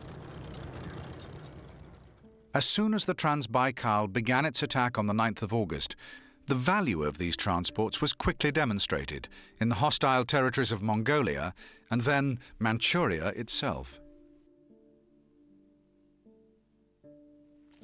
The Japanese suspected that an invading army would attack along a possible 2 lines of advance, and they positioned their defenses accordingly. At strongholds like the city of Hailar, the Japanese fortifications were well established, but the Soviet commanders remained confident. With the huge resources available to him, including 10,000 guns and mortars and some 2,400 tanks, Marshal Vasilevsky decided to attack using 10 lines of advance. One of the areas from which an attack could be readily predicted was the valley gap in the Khingan Mountains in the northwest. Japanese fortifications were especially heavy in the regions of Haila and Pokot, and the Quantong Army could not have been especially surprised to engage troops of Soviet 36th Combined Arms Army on the 9th of August 1945. In the days that followed, the fighting in the northwest was amongst the fiercest witnessed in the entire Manchurian campaign. For the attack on the stronghold of Haila, a key role fell to the men of the 205th Tank Brigade. Having crossed the river Argun, this armoured detachment swept south towards the stronghold of Haila. In just 12 hours, they covered 100 kilometres and secured an initial position in the city. But the Japanese fought tenaciously against this forward detachment. It was only after 24 hours of bitter engagement that the 205th Tank Brigade were joined by their colleagues of the 9th Rifle Regiment as the fighting continued. It was 8 days before the region of Pokot was finally subdued, and the defences at Haila held out for a further 24 hours. The men of the Japanese 8th Independent Brigade and the 119th Infantry Division covered themselves in glory. But long before the end, they knew that the Soviet investment they faced was no more than a diversionary episode in the unfolding drama. The Soviets had known only too well of the Japanese strength in the region, and Soviet planners had been careful not to allocate the best troops for this sector of the Manchurian attack. War is necessarily an enterprise that requires cold, calculating thinking. In simple terms, the Soviet commanders were prepared to suffer large losses amongst the men of the 36th Army in the pursuit of their diversionary objectives. The real Soviet thrust was far away in the south, and from the very beginning, its progress was spectacular. Furthest south of all, the Soviet Mongolian Combined Cavalry and Mechanized Group were tasked with a march across the Mongolian desert towards the cities of Dolonor and Kalgan. By the 11th, they had advanced 200 kilometers. Similar progress was reported on the following 2 days, and by the 14th of August, the objective of Dolonor had been achieved. The sheer speed of the advance meant occasional problems with maintaining supply lines in the dusty terrain. But with the assistance of the so-called ship of the desert, the Camel, the remarkable march of the Soviet Mongolian force continued. After the capture of Dolonor, the Cavalry Mechanized Group now set off further south with the ambitious aim of joining with Chinese troops in the region around Peking. Despite fierce Japanese resistance at Kalgan, the objective was achieved in style, and on the 21st of August, the Soviet commander Pliev was able to order a dramatic symbolic gesture to emphasize the scale of his men's achievement. That day, the Soviet Mongolian Combined Cavalry Mechanized Group made a ceremonial crossing of the Great Wall of China. The progress of 17th Combined Arms Army was hardly less remarkable. With the Japanese not expecting an assault over the supposedly secure Grand Khingan Mountains, the Soviet troops were able to effect a march towards the Yellow Sea with little in the way of enemy resistance. In this sector, it was the dusty terrain and the heat of the desert sun that presented more of a problem than any Japanese defense. In temperatures of 35 degrees, heat stroke was an inevitable problem for the time of year, and yet the seemingly relentless advance continued. It was the same story across the Trans-Baikal front. On virtually every avenue of advance, the progress of the Soviet forces was overwhelming. Many units reported gains of over 100 kilometers per day. The achievement of the 6th Tank Guards Army was especially noteworthy. In the first 3 days of the offensive, this elite armored force covered a total of 350 kilometers over difficult mountain terrain as they headed for the Manchurian plains. As events unfolded, the speed of this advance presented the greatest difficulties of all.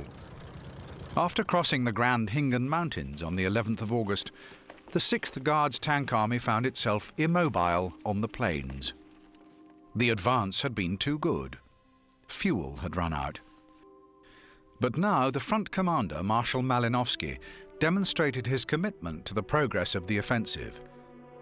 Instead of consolidating the considerable gains already made by the 6th Guards Tank Army, he ordered an airlift of fuel involving no fewer than 400 planes of his 453rd Aviation Battalion.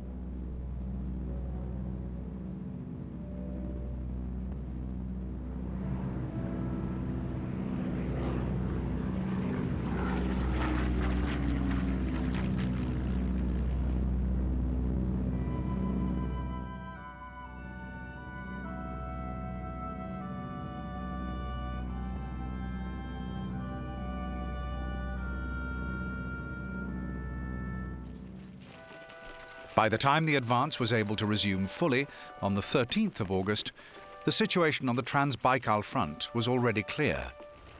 The Japanese were in disarray. The sheer speed of the invasion had taken them by surprise. In the face of an army marching forward at 100 kilometers per day, the defending forces had little choice but to withdraw into fortified positions, to be taken out at the leisure of the Soviet commanders.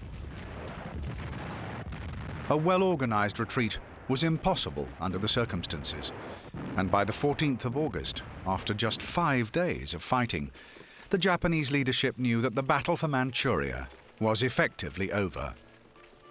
They also knew that the war itself was lost.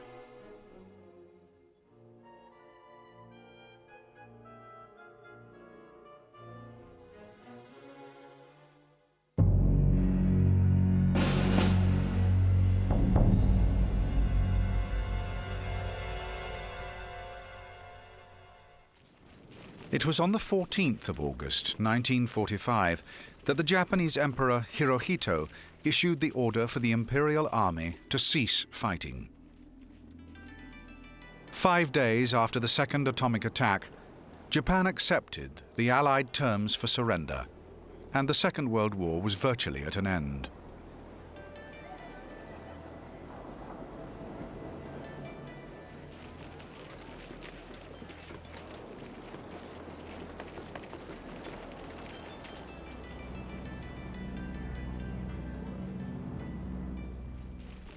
In Manchuria, some Japanese units accepted the order and laid down their weapons. But in other battle zones, the Japanese fighting spirit continued to show itself. For many commanders and many ordinary soldiers, the very idea of surrender was inconceivable. In dozens of locations across Manchuria, the Soviet forces were compelled to continue their assault as besieged Japanese units fought on to the death. In the chaos of the war zone, many Japanese simply failed to receive the ceasefire order.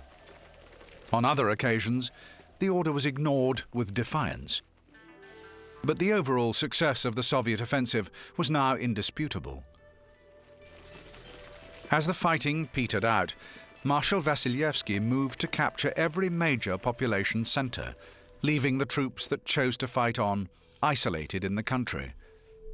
By the 19th of August, formal ceasefire negotiations opened between the Soviet Union and Japan, and the Manchuria offensive was effectively complete.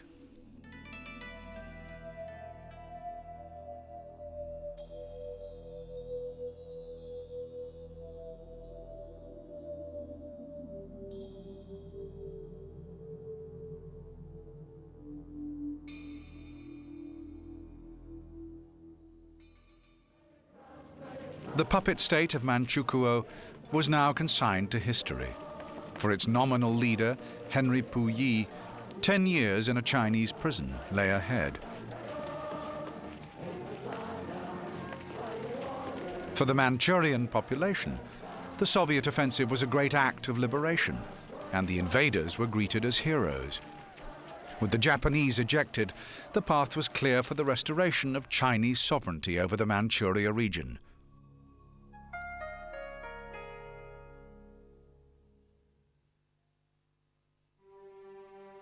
In 1946, the Soviet Union withdrew its forces from the Manchurian lands, its troops departing with the cheers of ordinary people ringing in their ears.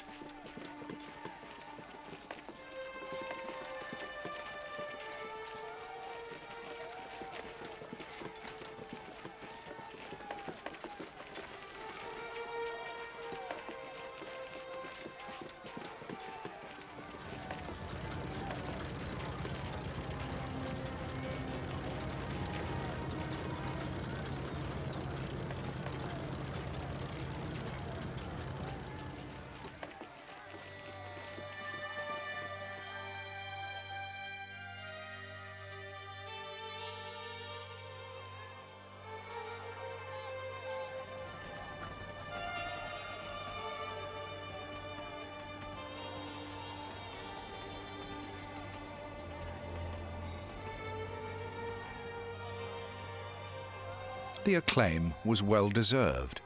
The Manchuria campaign was an overwhelming display of military power, executed according to a coherent strategy of aggressive warfare.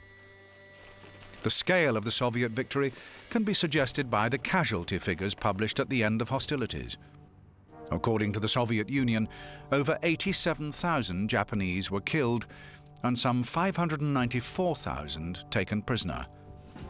By contrast, Soviet casualties were just 30,000, with 8,219 listed as killed. But for all this overwhelming success, the Manchuria campaign remains one of the least well-known of all Second World War operations. It may be that students of the war have been more concerned with other dramatic events of August 1945. But there can be no doubting the achievement of the Soviet forces. In a matter of days, they succeeded in capturing a territory the size of Western Europe, and so doing, ended the might of Imperial Japan forever. History will always recognize that the land of Manchuria was the final battlefield of the Second World War.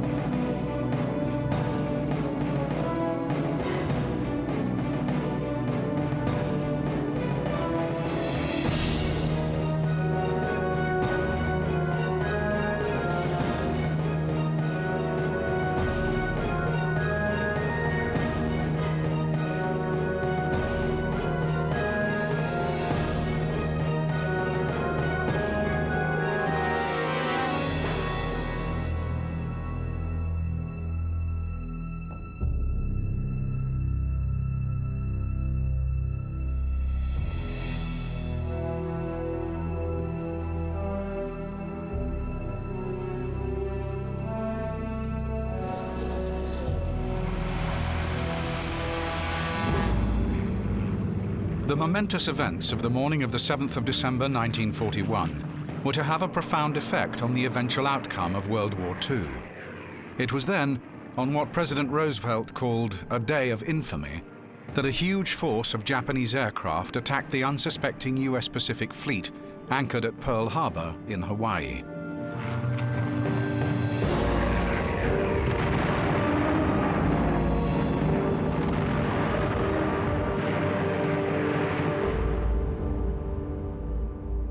During the devastating raid, 19 US ships were sunk and more than 2,000 US lives were lost. The die was cast. The United States was soon firmly in the war, and Japan had taken the first steps on the road that would ultimately lead to the horrors of Hiroshima and Nagasaki. In infamy, the United States of America was suddenly and deliberately attacked by naval and air forces of the Empire of Japan.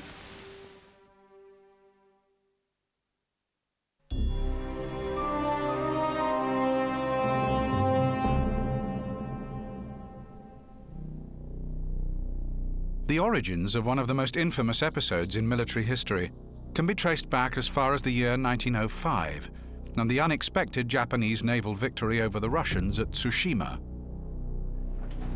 The triumph there provided the Japanese with the encouragement they needed to accelerate the pace of the naval expansion that had begun almost 50 years earlier. Japan continued to build her navy until 1922, when the Washington Conference Treaty, signed by the United States, Great Britain, and Japan, fixed the tonnage of capital ships and placed restrictions on warship construction by all three of these major naval powers.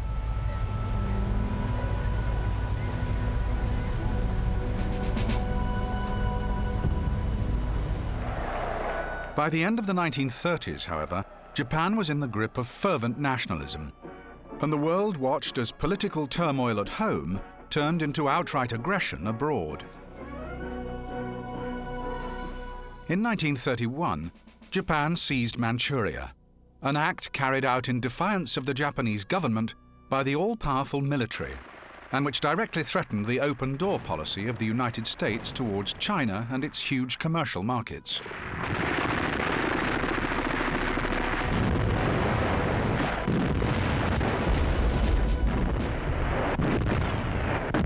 The US response, though, was weak, and emboldened by its success, Japan sought naval parity with the US at the 1934 London Naval Conference.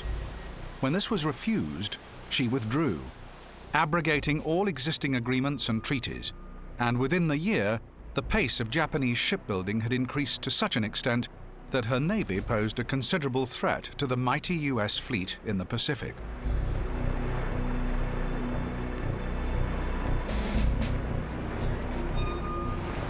While Japan eyed the riches of Eastern Asia, the USA continued to look inwards. The Neutrality Acts of 1935, 36, and 37 were passed by Congress in an attempt to keep the US out of any European war, reflecting the isolationist mood in the US at the time.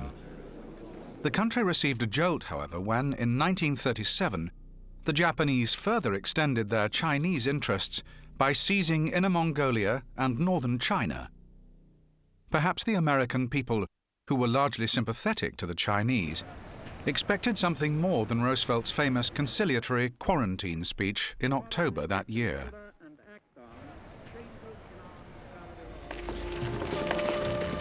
Still, Japan persisted with her Chinese adventure, and by 1938 she controlled vast areas of the north and the center of that country.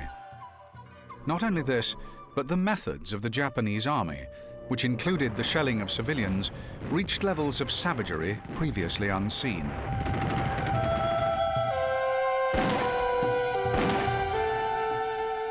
As a consequence, the public mood in the US turned from sympathy to outrage. But the pleas of the government for US manufacturers to place a moral embargo on Japan were hardly likely to halt the naked Japanese aggression. To add to US woes, the crisis in Europe also came to further help the Japanese in their territorial ambitions.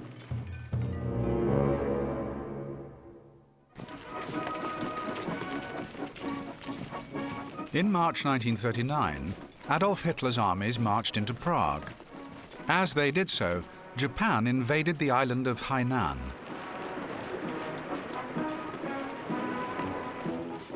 In 1940, the fall of France to the rampant Germans gave the Japanese an opportunity to march into French Indochina with the compliance of the Vichy government. Finally, the British were forced to close the Burma Road trade route to China in the same year.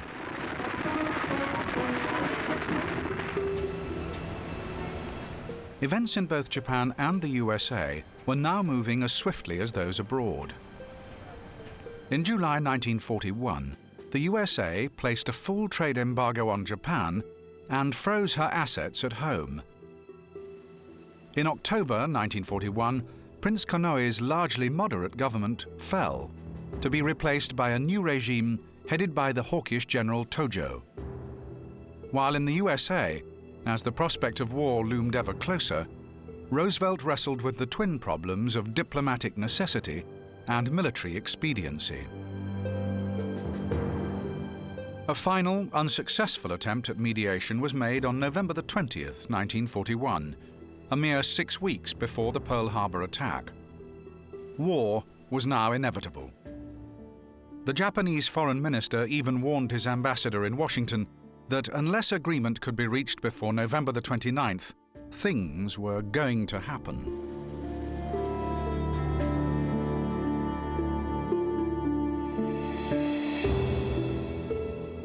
In the USA, the reluctant American cabinet was still preoccupied with diplomatic procedure as it searched for a way to force Japan into opening hostilities without inflicting casualties or damage on US armed forces.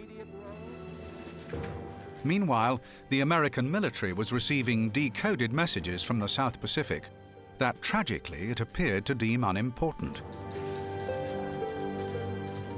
Those messages carried warnings that the Japanese Air Force planned to strike first at the US naval base in Hawaii, at Pearl Harbor.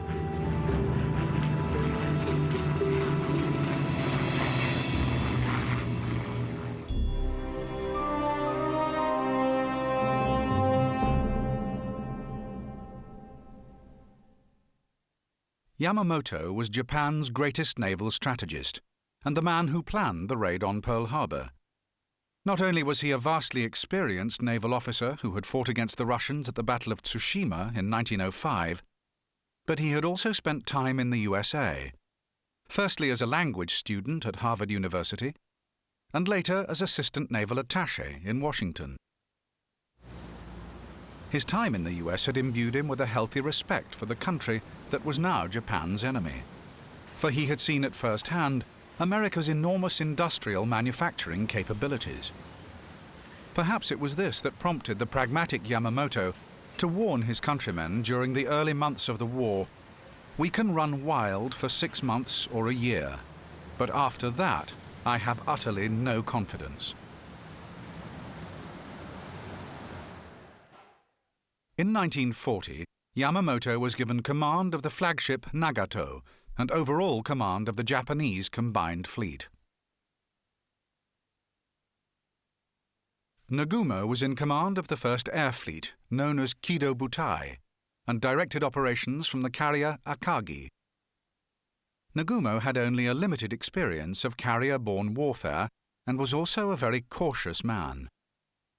This combination persuaded him not to send in a third wave of attack aircraft at Pearl Harbor. Many military historians have concluded that Nagumo's caution may have saved the US Pacific Fleet from total destruction. Genda held the post of First Staff Officer, 1st Air Fleet, for the Pearl Harbor attack. Like Yamamoto, he too had lived and worked abroad, this time in London, where he had closely studied the Royal Navy's tactics and weaponry. Genda was deeply involved in planning the Pearl Harbor attack, even designing new types of torpedoes that were used during the raid. The confident Genda argued that the air attack should be supported by an amphibious landing, a proposal that was rejected by Japanese High Command.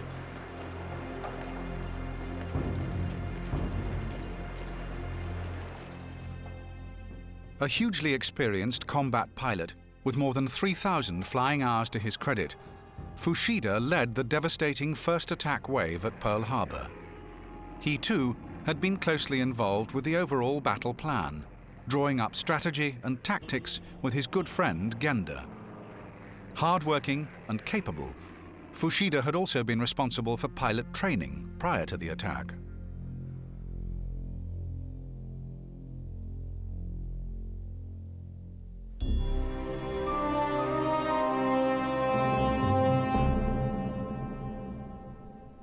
The commander-in-chief of the US Pacific Fleet at the time of the Pearl Harbor attack was the highly experienced Rear Admiral Husband E. Kimmel, who had been given command of the base in the early part of 1941.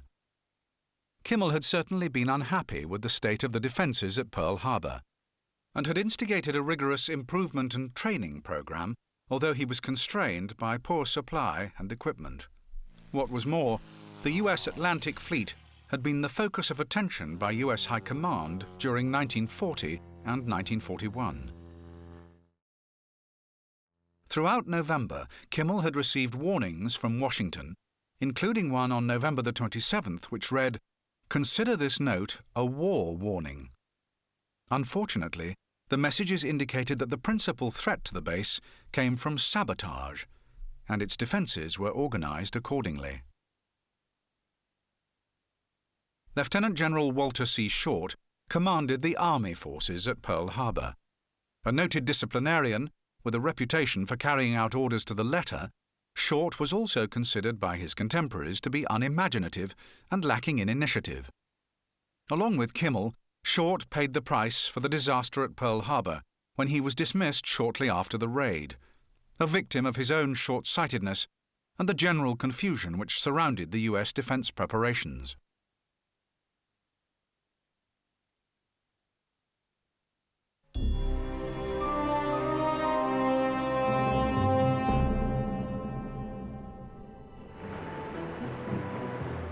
As the combination of the US trade embargo and Japan's refusal to change her policy in Eastern Asia made war inevitable, Japanese military strategists went to work. The plan was to negate the need for a clash with the powerful US Navy during the crucial opening phase of the coming conflict. Yamamoto's plan for the attack on Pearl Harbor did exactly that, and the necessary training programs were quickly implemented.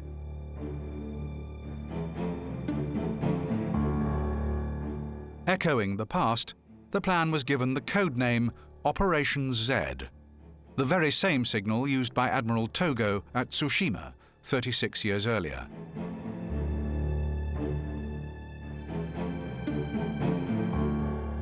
The attack was a bold gamble, but success would bring rich rewards. Pearl Harbor was one of a series of Japanese moves in early December 1941 against targets in the Pacific that included the Philippines, Midway, Guam, and Hong Kong. These targets were carefully chosen to secure the supply of raw materials so vital to the Japanese war effort.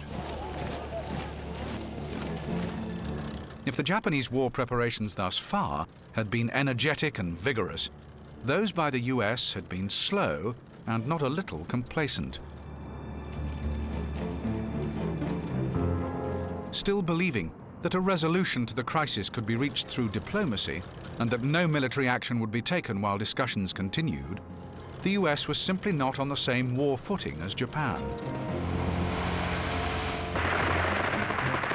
After a decade of isolationism, no one seemed able to believe that Japan would take the enormous step towards war with the United States.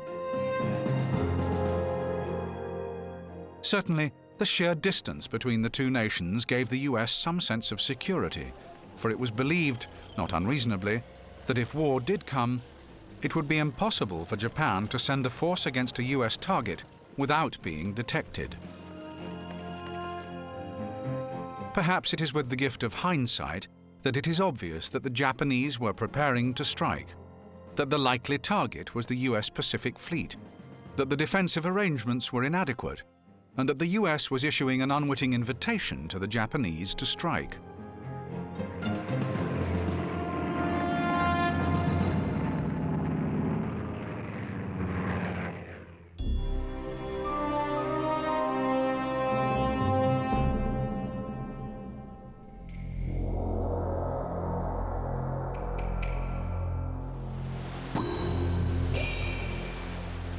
As we have seen, the Japanese had been building their navy at a furious pace since their withdrawal from the London Naval Conference in 1934. And by the opening of hostilities in 1941, they possessed a considerable naval force.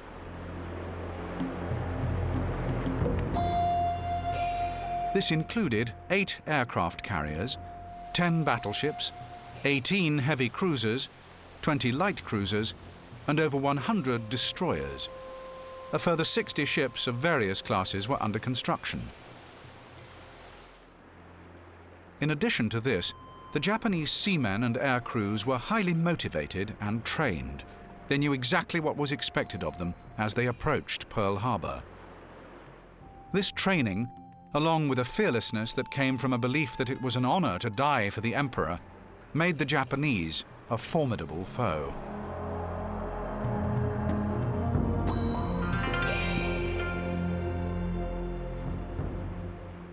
Japanese aircraft carriers played a major role in the Pearl Harbor attack. No fewer than 8 took part.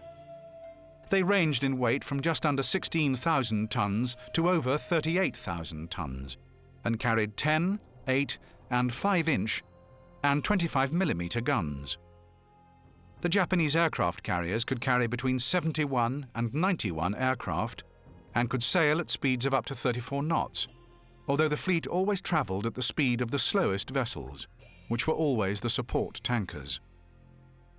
The events at Pearl Harbor announced the aircraft carrier as a major element of the modern Navy, crucial in achieving surprise over the enemy and vital for flexibility and mobility within the fleet.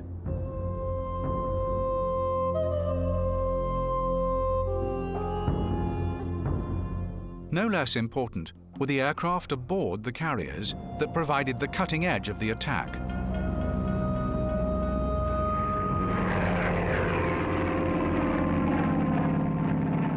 The Aichi D3A1 was the Japanese Navy's mainstay aircraft during the early years of World War II.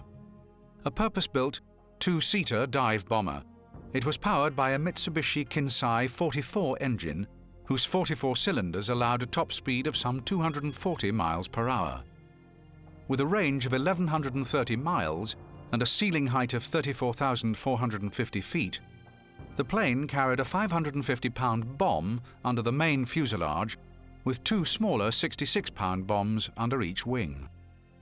There were 2 7.7mm machine guns fixed in the upper part of the fuselage, forward of the cockpit.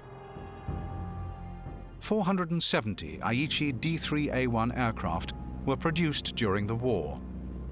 Although the plane was at the forefront of the Pearl Harbor attack, it soon became obsolete.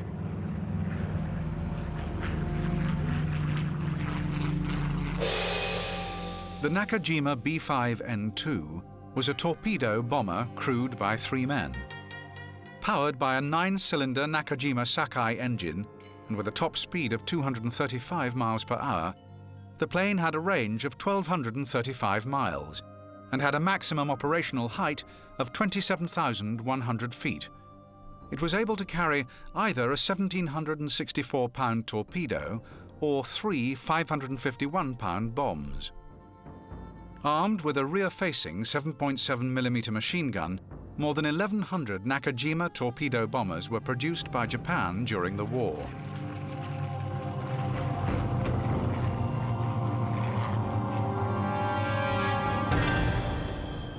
Perhaps the most famous of all Japanese planes of World War II, however, was the Mitsubishi A6M20.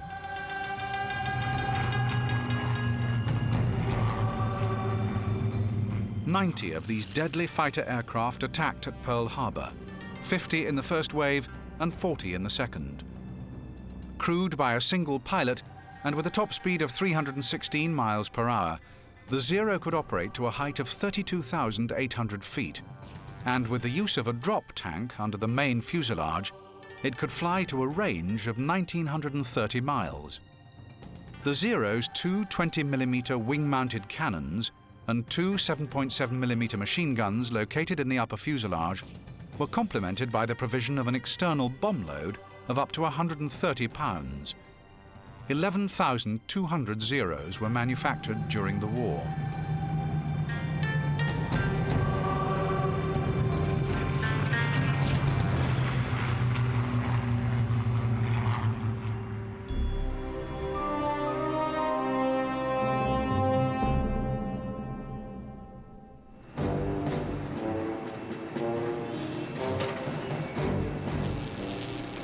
Like that of the Japanese, the US naval fleet had been rebuilt during the late 1930s after it was scaled down in accordance with the 1922 disarmament treaty.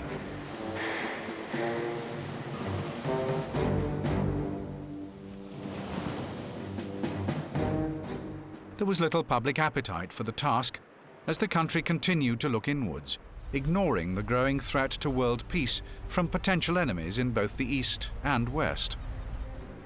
Even allowing for this reticence, the US still possessed the most powerful and formidable navy in the world.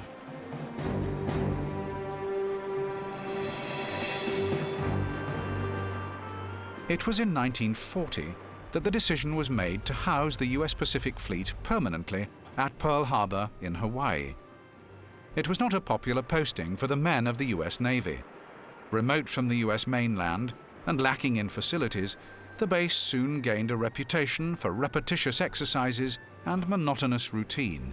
In short, for boring preparation for a war that would never come.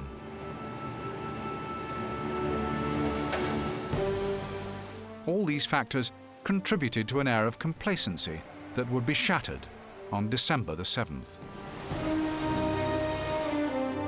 The choice of Pearl Harbor for the base was in itself an acceptance by the US that Japan was now a threat to peace in the Pacific region. The move was simply too little, too late. For while the diplomats and politicians wrangled, Japan had been allowed to build a navy capable of challenging the mighty US fleet.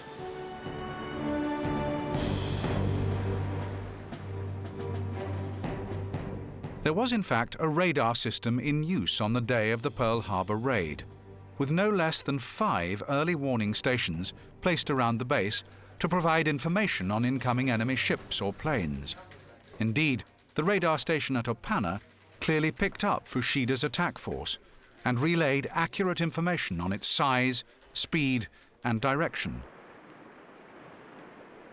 If the information had been acted upon, the outcome of the battle may have been very different.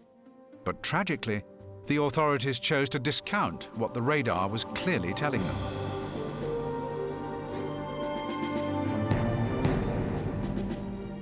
There were a variety of anti-aircraft weapons available for the defense of Pearl Harbor. They ranged from the .30-inch M1919 machine gun, with a rate of fire of 500 rounds per minute, to the Browning .5-inch M2 that could fire 575 rounds in the same time. These weapons, however, were largely ineffective against aircraft flown at high speed and altitude.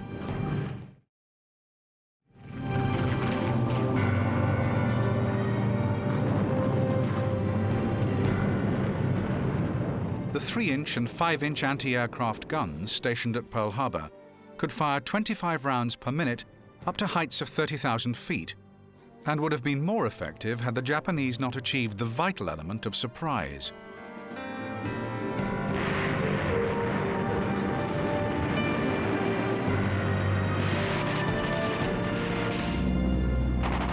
One of the very few US planes to get airborne during the raid was the Curtiss P-40 fighter plane, one of the war's most capable fighter aircraft. 2,300 were sent into action during World War II, and it was the pilots of these aircraft, with their .3 and .5-inch machine guns, who laid claim to shooting down the few Japanese planes lost during the attack.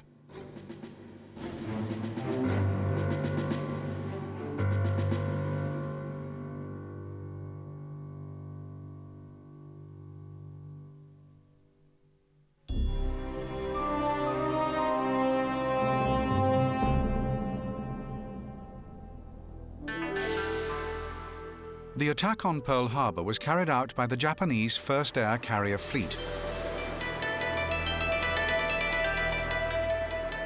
The force was centered around 6 aircraft carriers, the largest of which was Nagumo's command ship, the Akagi. With a crew of 2,000 and with 91 aircraft on board, the Akagi weighed in at a massive 36,500 tons and was armed with 8-inch and 25mm guns. Of similar size and capabilities was the Kaga, which had been built as a battle cruiser in 1928 and was converted in a series of refits. Carrying 70 planes and 1,100 crew was the Soryu, a carrier that had been built in 1937 and followed in 1939 by the Hiryu, the 4th aircraft carrier in the fleet. These formidable ships were joined by the newest Japanese aircraft carriers, the Shokaku and the Zuikaku. These vessels, boasting a top speed of 34 knots, carrying 84 planes each, and with crews of 1,600 men, were completed just in time for the Pearl Harbor assault.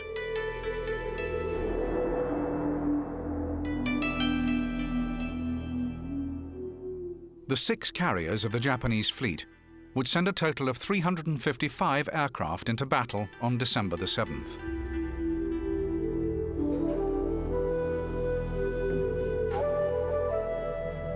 Supporting the great Japanese aircraft carriers were the 2 battleships, Heel and Kirishima, and 3 cruisers, the Tone, Chikuma, and Abukuma. There were also 9 destroyers, and the fleet was accompanied by 8 fuel tankers, 27 Class 1 submarines, and 5 midget submarines.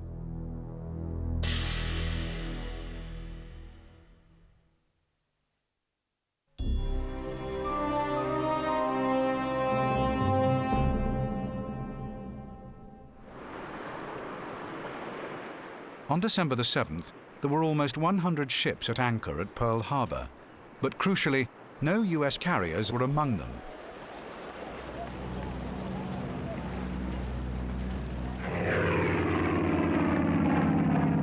The Saratoga was in dry dock on the US West Coast, while the Lexington and the Enterprise were away delivering planes to the US bases at Midway and Wake.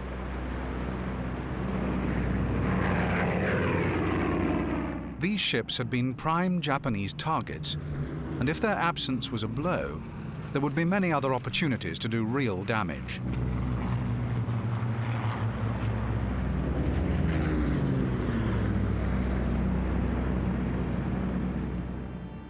The battleships Nevada, Arizona, Tennessee, Maryland, West Virginia, Oklahoma, California, and Pennsylvania stood silently at anchor.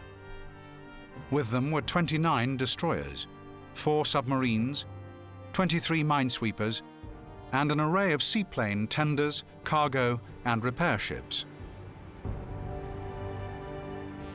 The cruisers Raleigh, Detroit, Helena, San Francisco, New Orleans, St. Louis, Honolulu, and Phoenix also beckoned for the Japanese, along with Hickam Field, Wheeler, Kaneohe, and Iwo, the 4 airfields that served the Pearl Harbor base.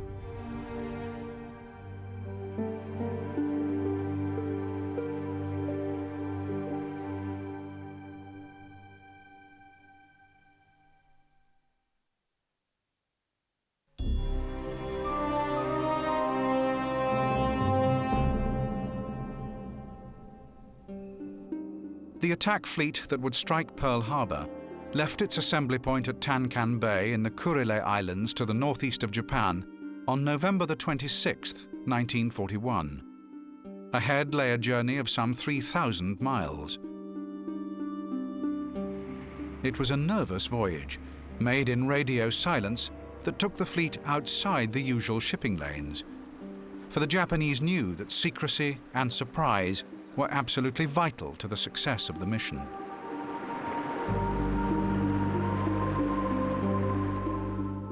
Meanwhile, the farcical charade that passed for diplomacy continued. Even after having received instructions to destroy codes and make plans to leave Washington, and with the certain knowledge that a fleet was on its way to Pearl Harbor, Japanese diplomats kept up the pretense, although by now President Roosevelt appeared to have abandoned hopes of a peaceful solution. On December the 6th, he is reported to have said to his aides, "This means war."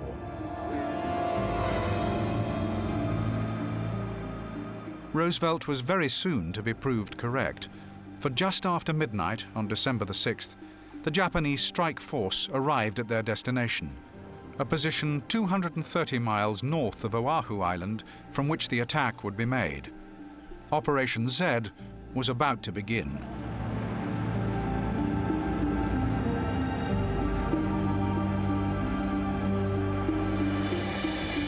Back in Washington, the U.S. Chief of Staff, General George C. Marshall, returned to his home from a morning bike ride at 11:30 a.m. on December the 7th.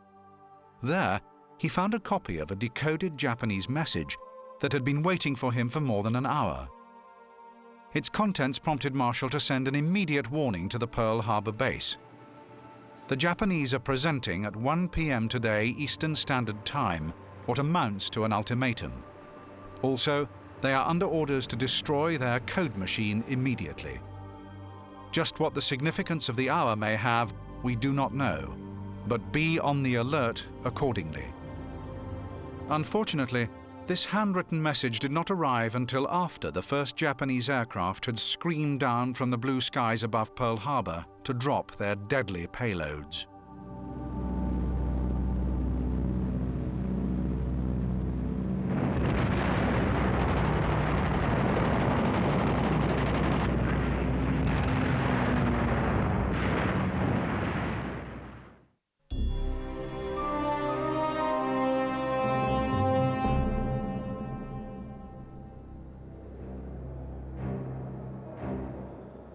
The Japanese planned to attack in 2 waves, one after the other. The first wave of 180 aircraft was led personally by Fushida, and his formation left the aircraft carriers at 6 a.m. on the morning of December the 7th.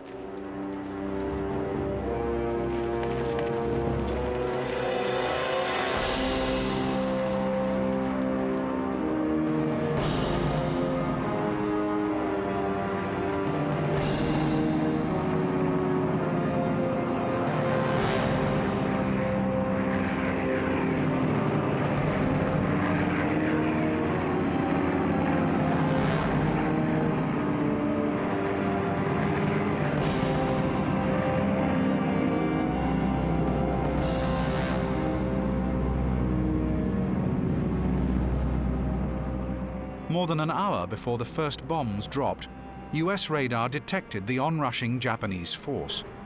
But the watch officer decided that the blips on the screen were American aircraft approaching from the mainland.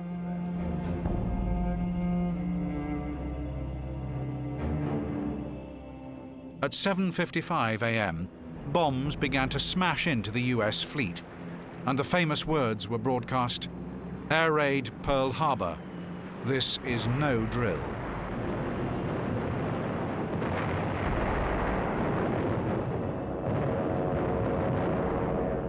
The first attack lasted for about half an hour, during which Japanese planes made 4 separate bomber torpedo attacks.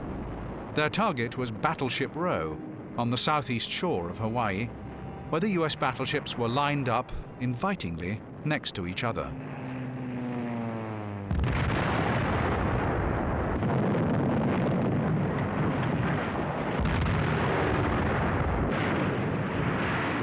Other Zeros poured shells into the US airfields, where, in an effort to thwart possible sabotage, the US aircraft had also been lined up in neat and convenient rows. In a short time, these air bases had been totally destroyed, with enormous loss of life.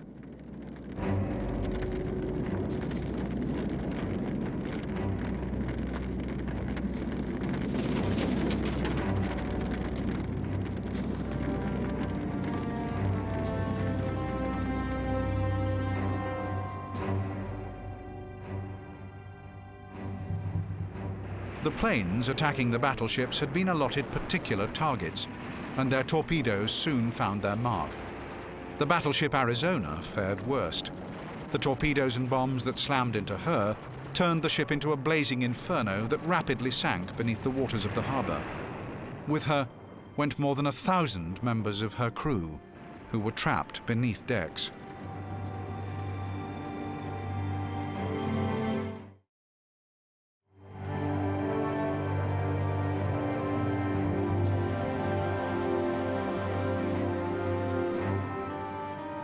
The Arizona was joined on the seabed by the Oklahoma and the California, and only quick counterflooding saved the West Virginia from capsizing as she too sank beneath the waves. The Tennessee, however, had been protected by the West Virginia and escaped relatively unscathed, as did the Nevada and the Maryland, which of all the battleships suffered the least damage. Elsewhere, the Raleigh, Utah, Helena, and the mine layer, Oglala, were all badly damaged or sunk.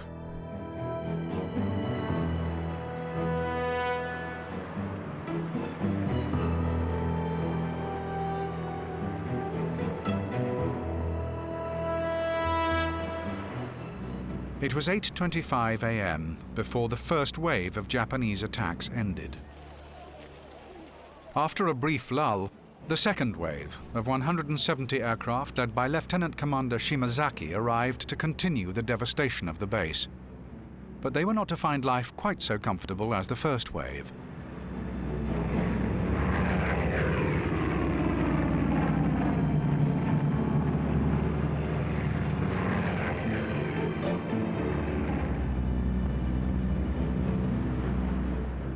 A thick blanket of smoke from the damaged ships cloaked the harbour, obscuring vision.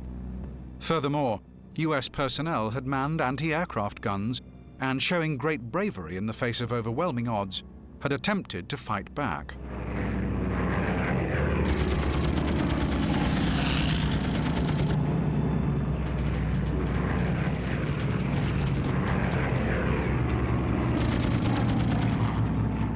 Although 20 Japanese planes from the second wave were shot down, they still managed to do more crippling damage to US ships, including the Pennsylvania, the Shaw, the Cassin, and the Honolulu.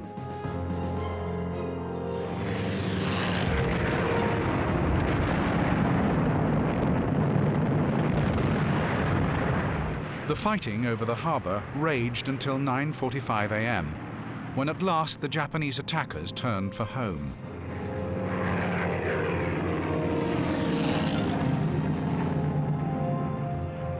Returning to the fleet, the ruthless Fushida begged to make a final third attack on the base, an attack that he felt would utterly devastate the US Navy. Nagumo refused the request, arguing that the attack had achieved its objectives and that it would be foolish to risk further loss to the Japanese forces. The fleet began its triumphant journey back to Japan, and history will never know if Fushida's proposed third attack would have changed the course of World War II.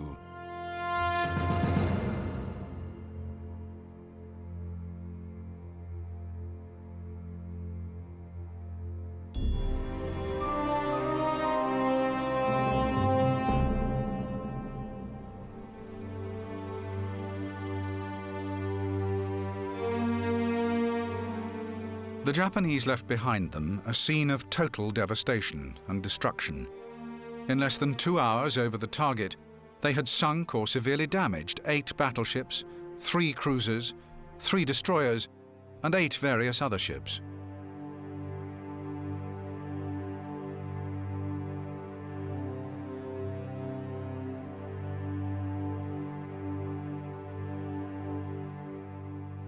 "280 American aircraft had also been damaged or destroyed, and many hangars and aircraft buildings had been flattened.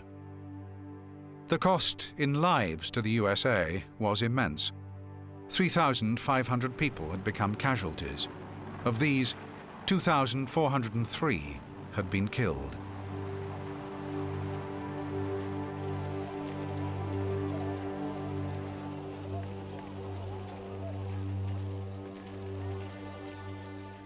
A third of the dead had been aboard the Arizona when it exploded into a ball of fire and sank.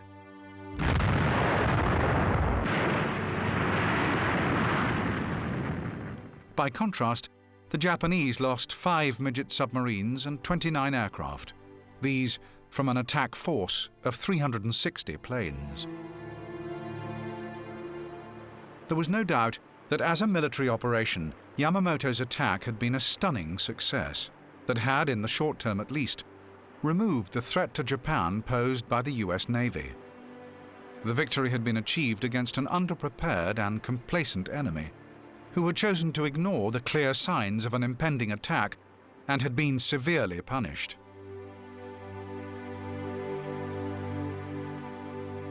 As the sun set on the wreckage of the USA's most infamous military failure, the Pacific region lay firmly under Japanese control.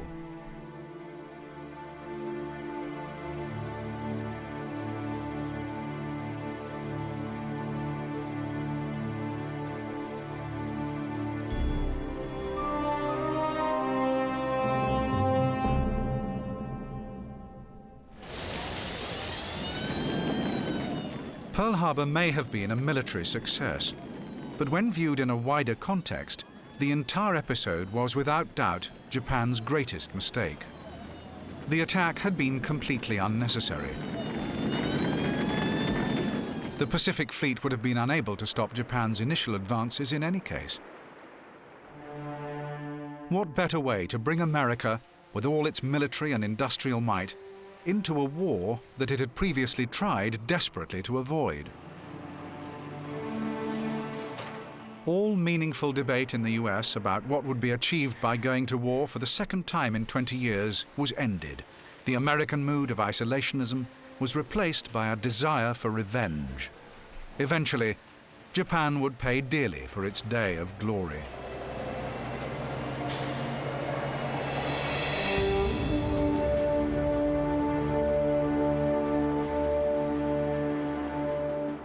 Even strategically, the attack on Pearl Harbor was a mere short-term success.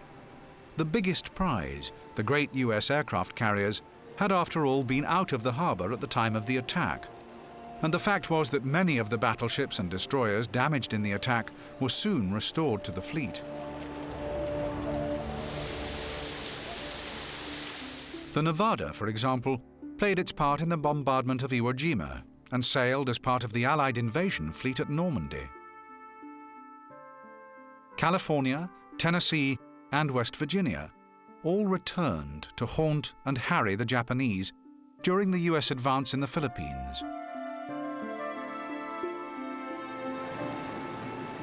Perhaps Japan would have been better served by trying to destroy oil depots and command installations rather than battleships.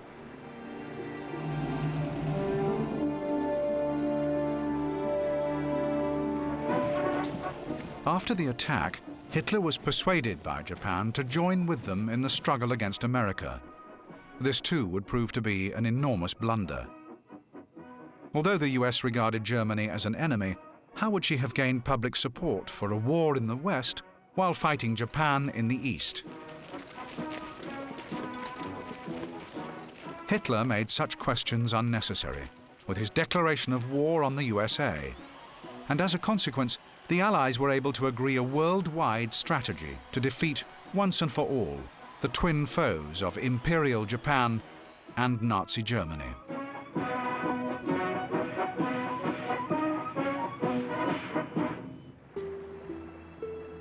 In the immediate aftermath of Pearl Harbor, searching questions were asked of the US military.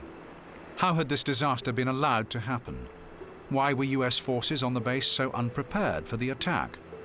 And why had they been so completely taken by surprise? Someone had to carry the can. That man was Husband E. Kimmel, who in 1942 was replaced as Commander-in-Chief of the Pacific Fleet by Admiral Nimitz and charged with dereliction of duty. Kimmel retired in the same year and was eventually cleared of the charge by a congressional inquiry set up in 1946 to investigate the disaster at Pearl Harbor. Lieutenant General Walter Short also lost his job, dismissed by those in high command who were also culpable, but were no doubt anxious to ensure that no blame attached itself to them. The main Japanese players in the story of Pearl Harbor experienced mixed fortunes throughout the remainder of the war. Mitsuo Fushida survived the war despite illness and serious wounds sustained at Midway. Converted to Christianity, Fushida traveled widely in America and Canada after the war, and in a final irony, became a US citizen in 1966. He died there in 1976. Chuichi Nagumo was shattered by the loss of 4 Japanese aircraft carriers at the Battle of Midway, and was subsequently transferred to the command of a small naval flotilla in the Marianas. He committed suicide after organizing the Japanese defense of Saipan in July 1944. The greatest loss to Japan was that of Isoroku Yamamoto, who was shot down and killed during an inspection tour of the Solomons in April 1943. Despite the dramatic downturn in Japan's fortunes and his own increasing pessimism as to the eventual outcome of the war, Yamamoto had retained the respect of his superiors and the Japan rank and file.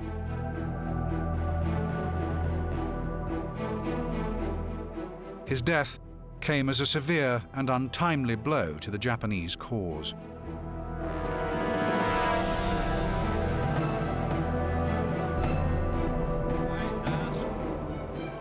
President Roosevelt's day of infamy, the greatest naval defeat suffered by a major power since Trafalgar in 1805, was eventually avenged with interest. Sunday, December 7th, 1941, a state of war has existed between the United States and the Japanese Empire.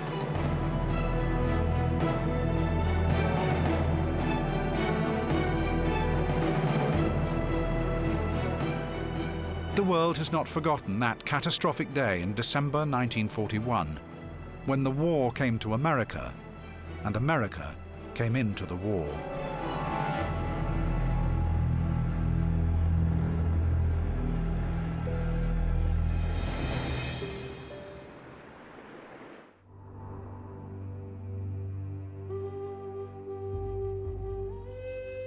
It was on the 15th of February 1942 that British High Command began to receive the first scarcely credible reports from the Pacific.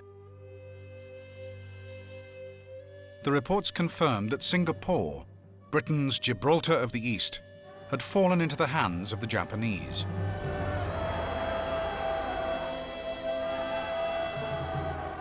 What was more, 130,000 men, under the command of General Percival, had also surrendered to General Yamashita's forces, as in little more than a week, the Japanese had seized one of the British Empire's most prized possessions.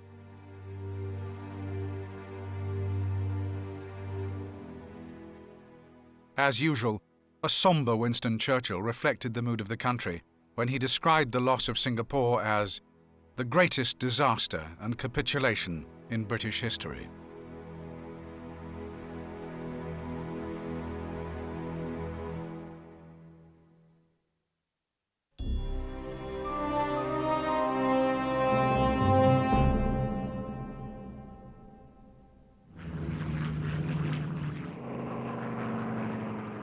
On the 7th of December 1941, Japan made its infamous attack on the US Pacific Fleet at Pearl Harbor on the island of Hawaii.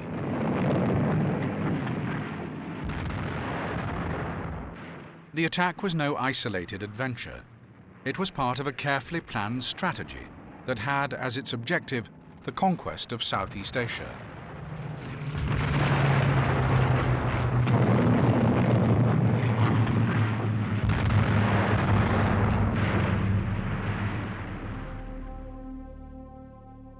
Malaya was a strategically and economically vital bastion of the British Empire.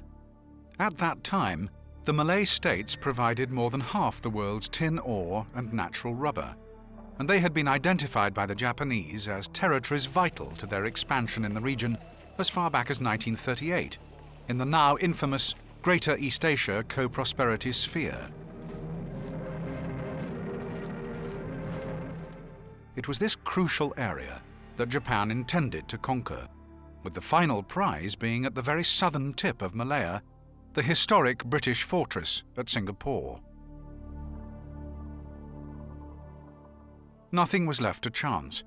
Japan's network of imperial agents worked feverishly during the summer of 1941 to provide detailed information on the region's defences to the military, who planned a huge air, land, and sea invasion during the early months of 1942.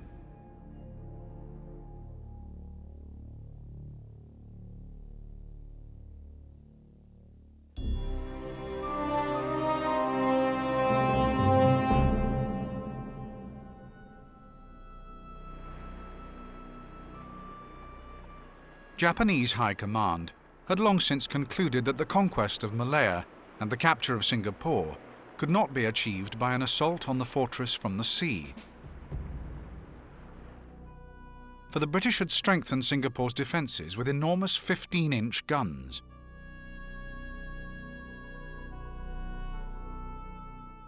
it was decided instead to attack by the back door, an overland assault from the north that would take the Japanese forces down through Malaya and into Singapore.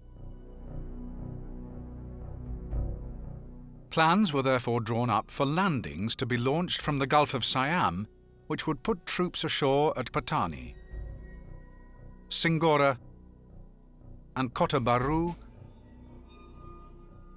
The Japanese also planned to advance through the dense Malayan jungle and to hook up behind the British forces that they knew would be expecting an attack by road.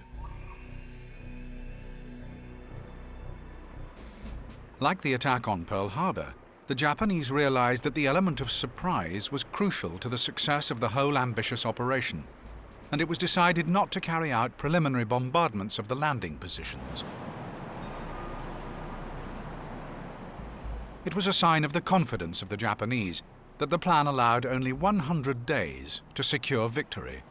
In the event, it was achieved in only 70.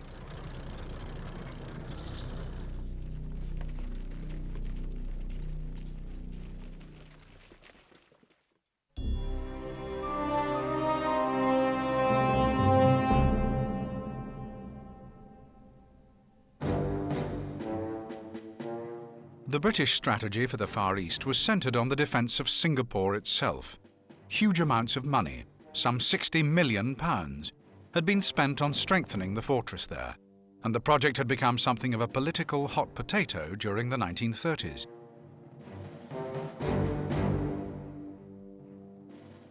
Despite work starting, stopping, and restarting several times, the Changi naval base was finally completed in 1938.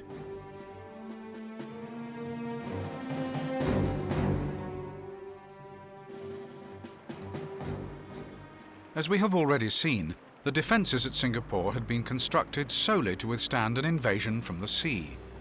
Alongside the massive 15-inch gun emplacements, 4 airfields were also constructed, and there is no doubt that the Changi naval base was considered by British High Command to be impregnable to sea-borne attack. Unfortunately, fewer provisions had been made for an attack on the base by land, the dangers of which had been clearly pointed out in a report sent to British Chiefs of Staff as long ago as 1937. The recommendations in the report were ignored. It would prove to be a costly mistake.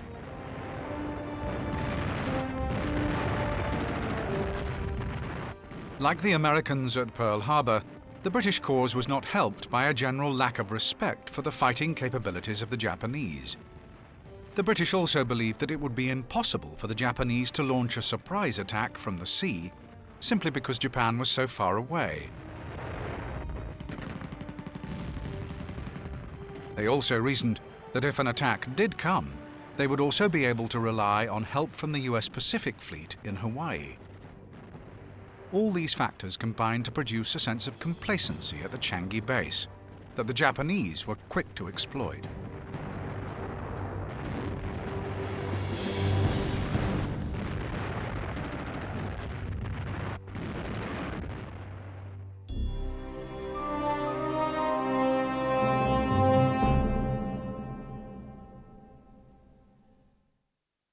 In command of the Japanese 25th Army was Tomoyuki Yamashita, a highly regarded leader who, through his exploits, earned the nickname the Tiger of Malaya.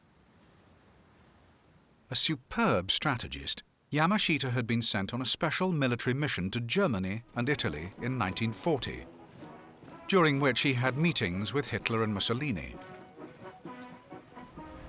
He returned to Japan with severe misgivings about any war with the US or Britain, which he felt should be postponed until Japan had thoroughly modernized its army and air force.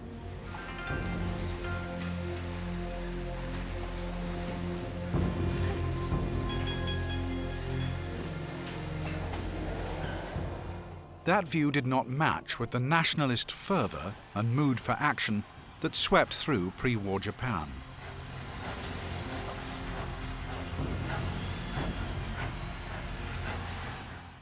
A fine leader of men, Renta Motoguchi had progressed steadily through the ranks of the Japanese army since his graduation from military academy in 1910. After promotion from the position of Yamashita's Chief of Staff, he was given command of the 18th Division, then stationed in China. It was this division which performed so well under Motoguchi's leadership during the Malaya and Singapore campaign.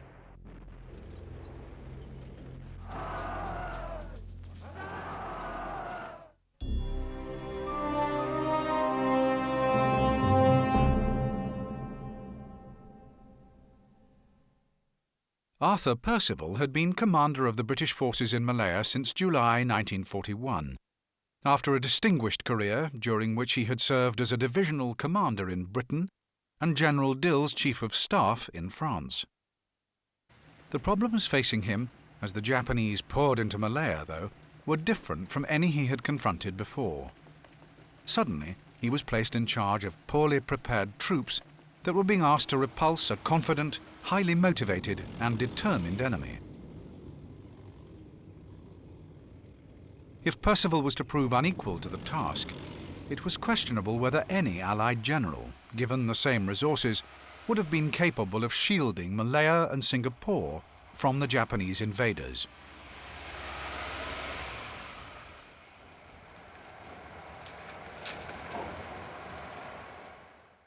Henry Gordon Bennett served in the First World War, ending it with the rank of Brigadier General, and was appointed General Officer commanding Australian Imperial forces in Malaya in 1941. These forces were stationed at first at Johore under the umbrella of the Australian 8th Division.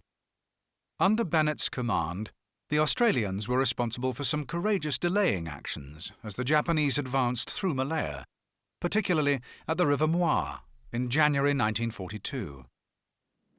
Bennett's style of leadership, however, attracted much criticism during and after the Malaya campaign and the fall of Singapore.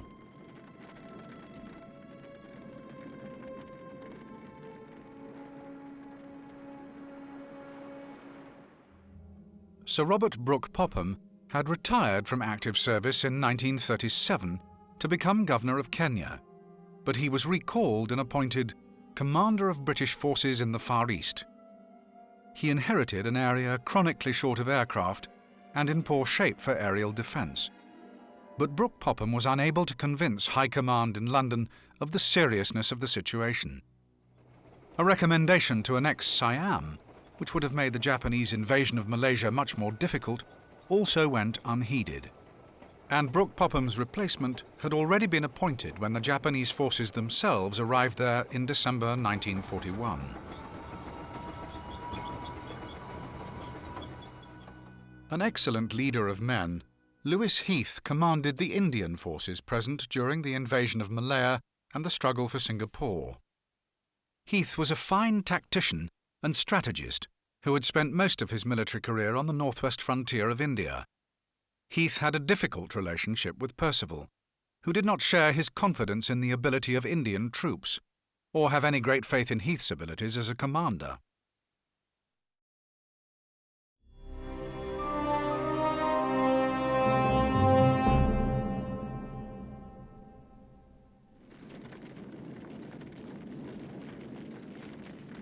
The three divisions of the Japanese 25th Army that marched through Malaya and into Singapore were among the finest that Japan had to offer. Superbly supported by the 22nd Air Flotilla and the 11th Air Fleet, the army was organised along similar lines to the German Wehrmacht that had stormed across Europe during 1939 and 1940.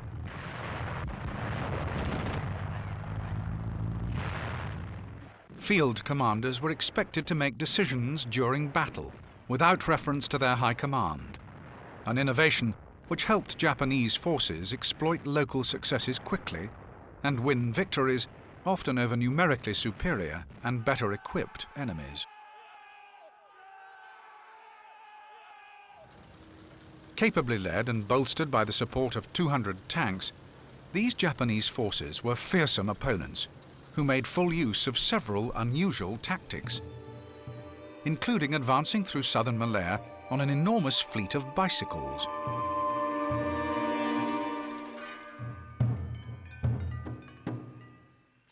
Their professionalism belied both their limited weaponry and equipment, and the army's relatively small size.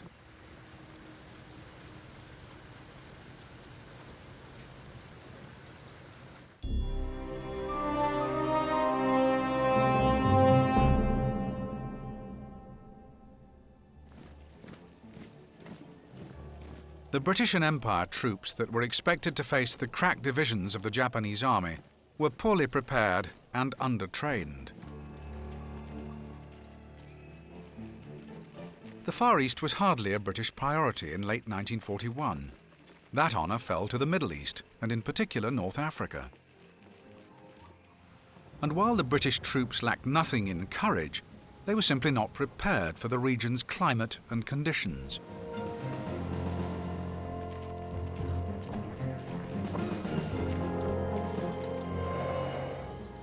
Despite being bolstered by troops from India and Australia, the British forces had little chance of holding the Japanese army.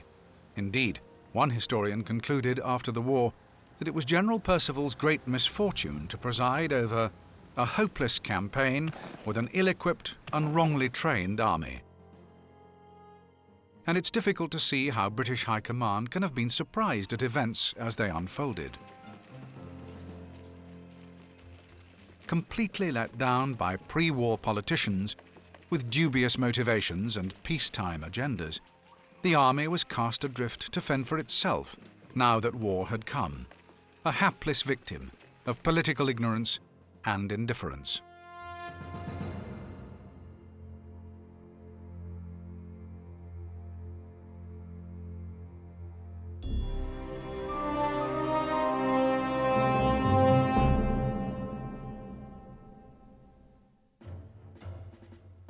Unlike most of the other nations involved in the escalating conflict around the world, the Japanese viewed the tank as an infantry support weapon. Unable to imagine its use as an independent strike weapon, or envisage a situation in which it would engage enemy tanks head-on, the Japanese designed their tanks with very light armour for maximum mobility.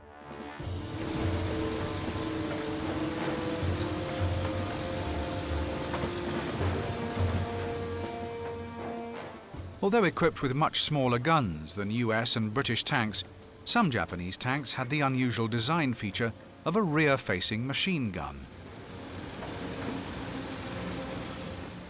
The Japanese would later discover to their cost that while these tanks were very effective at supporting infantry on the offensive, they were of less help in defensive positions. They would suffer dreadfully at the hands of bigger Allied tanks during the last years of the war. The Type 89B weighed 11.5 tons and was crewed by a team of 4 men. Introduced in 1934, it was powered by a 6-cylinder Mitsubishi diesel engine that provided a top speed of 17 miles per hour, and it was protected by armour a mere 17 millimeters thick. The Type 89B was equipped by a 57mm forward-facing gun and a 6.5mm rear-facing machine gun, both of which were situated in the turret, and there was a further gun in the hull.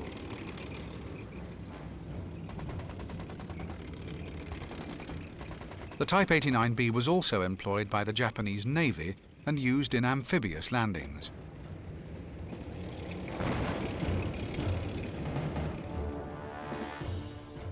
With a 3-man crew, protected by 12mm armour, the Type 95 was a steady and reliable performer that was used extensively during the Japanese campaign in China in the 1930s. It was equipped by a 37mm turret-mounted gun and a 6.5mm hull-mounted machine gun. The machine weighed in at 7.5 tons. Introduced in 1935, the Type 95 was powered by a Mitsubishi 6-cylinder engine that gave a top speed of 28 miles per hour.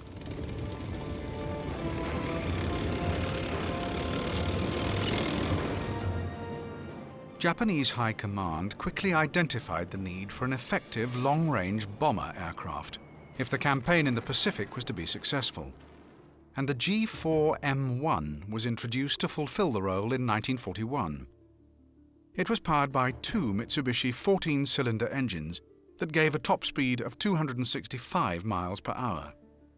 With a maximum range of over 3,000 miles, the G4M1 was armed with 20mm cannon and 7.7mm machine guns.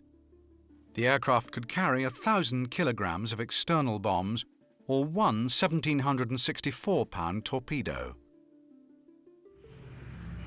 The G4M1's relatively light armaments and less than sturdy build, however, made the plane prey to enemy attack.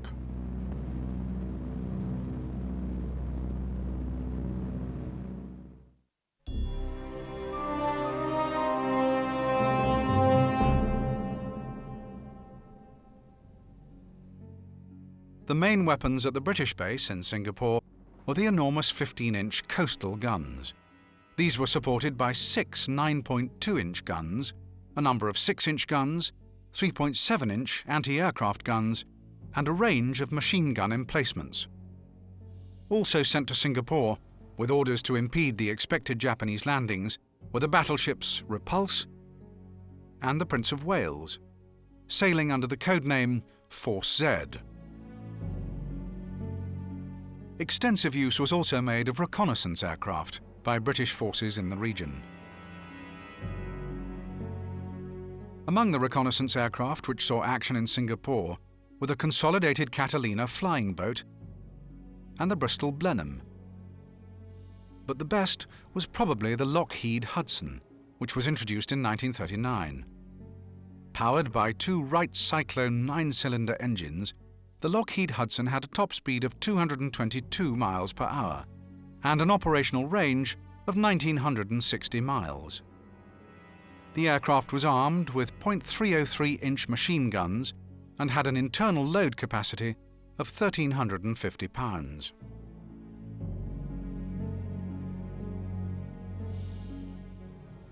The Prince of Wales was one of the most modern battleships in the entire Royal Navy, having only been at sea since May 1941.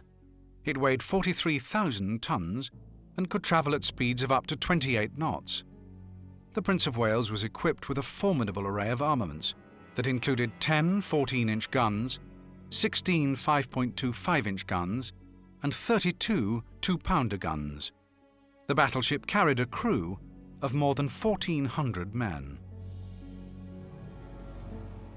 In contrast to the Prince of Wales, HMS Repulse was a proud veteran of the First World War.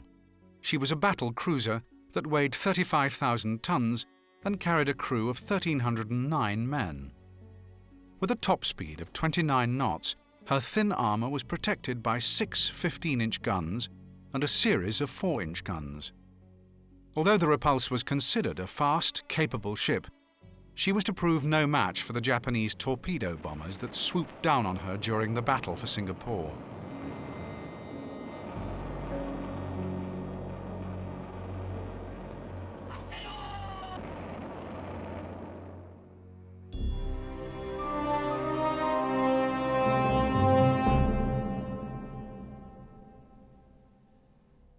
The Japanese attack was launched from Indochina, and the battle was directed by Yamashita from the island of Hainan. The Japanese commander had originally been offered 5 divisions by High Command, but eventually accepted only 3. The 5th Division, under Lieutenant General Matsui, Lieutenant General Mutaguchi's 18th Division, and the Imperial Guards Division, commanded by Lieutenant General Nishimura. The 56th Division was held in reserve, but it was not needed. The 5th and 18th Divisions sailed from Hainan in 19 transports, closely supported by the 4 cruisers of the 7th Cruiser Squadron and the 2 battleships, 2 cruisers and destroyer escorts of Southern Force. In all, 60,000 Japanese troops, 200 tanks and 610 aircraft set off for their rendezvous point in the Gulf of Siam, from where they would begin the attack that would eventually lead to the capture of Singapore.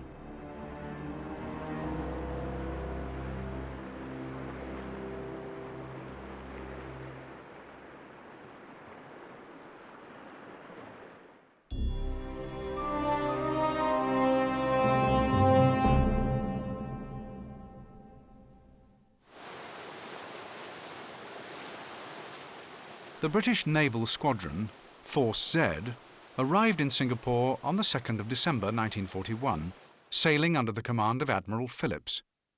It consisted of the battleships Repulse and Prince of Wales, and the destroyers Electra, Express, Tenedos and Vampire. But the squadron had been allocated no air support and was missing the carrier Indomitable, which had been damaged and was unable to sail. On land, the Malaya Command, under Lieutenant Percival, consisted of the 1st and 2nd Malaya Infantry Brigade and the 12th Indian Brigade. The 8th Australian Division came under the command of Major General Bennett, and the 3rd Indian Corps were commanded by Lieutenant General Heath. The defence of Malaya and Singapore was therefore entrusted to 130,000 men, armed with 450 guns and 110 aircraft.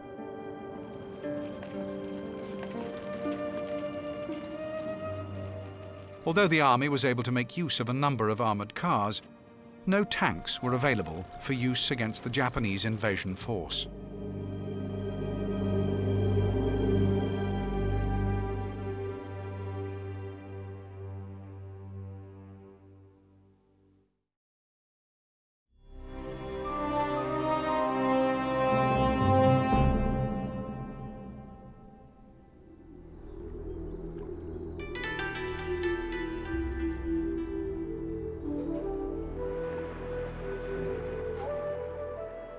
It was in the early hours of the 8th of December 1941, not yet 24 hours since the dramatic events at Pearl Harbor, that the Japanese made their landings to the north of Malaya.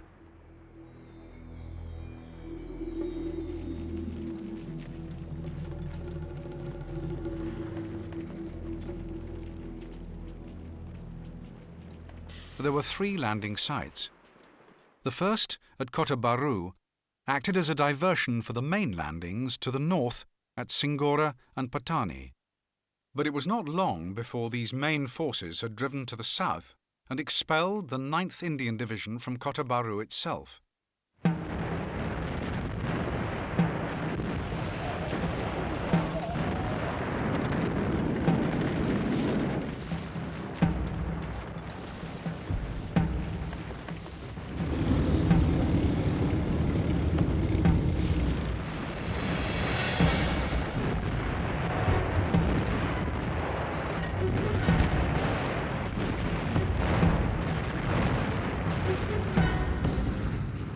At the same time, the first waves of Japanese bombers attacked the island of Singapore to the far south, attacks for which the island was completely unprepared.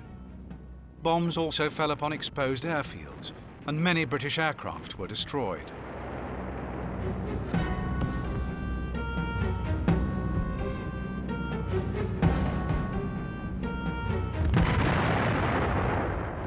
Now, the Japanese forces in Malaya began their rapid progress towards the south of the country.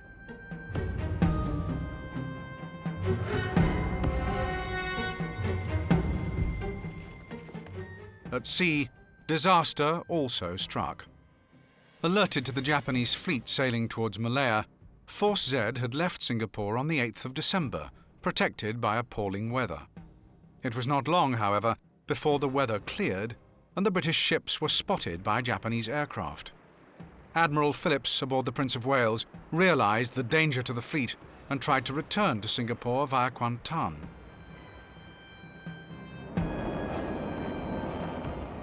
But on the 10th of December, they were caught on the open seas by Japanese bomber aircraft. The bombs and torpedoes rained down upon the Repulse and the Prince of Wales, both of which received multiple hits. It was not long before the 2 huge vessels were sinking beneath the waves, leaving the destroyer escorts to pick up more than 2,000 survivors.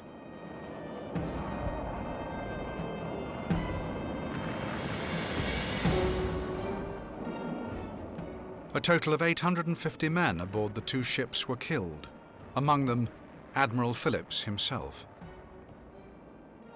It was the first time in history that capital ships had been sunk from the air, and the loss of Force Z tragically proved to British High Command the folly of sending ships into battle without air support. It was a hard lesson learned, For now, the Japanese had gained control of the seas surrounding Malaya and Singapore.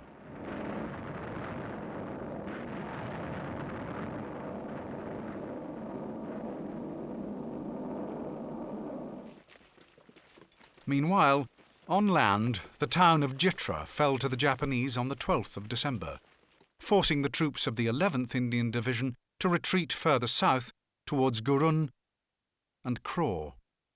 The pattern was now set. It was one of bitter fighting and brave but futile resistance by the British and Empire forces.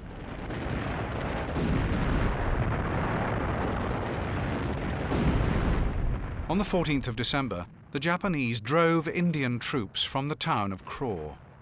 Gurun fell the following day.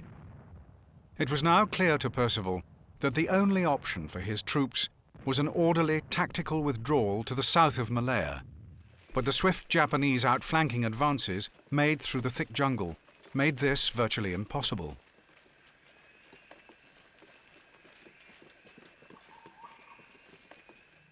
The Japanese rammed home their advantage with stinging attacks from the air, and very soon the orderly withdrawal turned into chaotic retreat.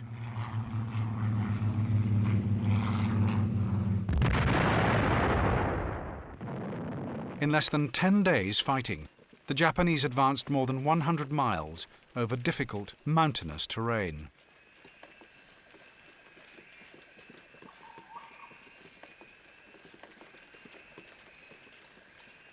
The month of December ended much as it had begun. Lieutenant General Heath tried in vain to rally his increasingly demoralized and disorganized men in an attempt to halt the Japanese advance at the Perak River.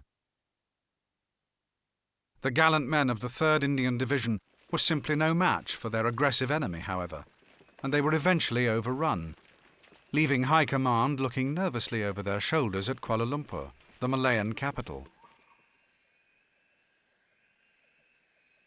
The only hope of preventing its capture was for the Japanese invasion to be contained in the north. But it was obvious that a firm foothold had been gained, and it would now take an extraordinary effort to stop them.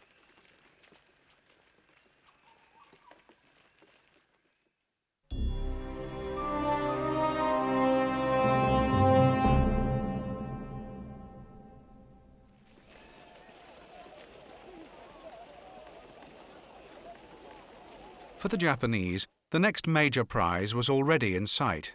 It was the town of Kampar, which lay invitingly on the main road south. Heath's 3rd Division did their best to prepare its defences and waited once more for the inevitable Japanese attack. It was not long in coming. On New Year's Day, 1942, the Japanese hurled themselves on the town, while simultaneously moving troops by sea down the west coast of Malaya in order to hook up behind the 3rd Division's position. Once more, the successful outflanking manoeuvre was carried out to perfection, although Heath's brave defenders did manage to halt the Japanese advance for a few brief hours. The fighting was bitter and bloody, and on the 2nd of January, the 3rd Indian Division was forced to withdraw towards new positions at Slim River. If the battle was going badly for the British on the west coast, there was no news to cheer them from the east coast either. After the British abandonment of the Kotobaru airfield, the Japanese invaders had pressed home their advance down the sparsely populated coast, where the British troops were given long stretches of coastline to defend.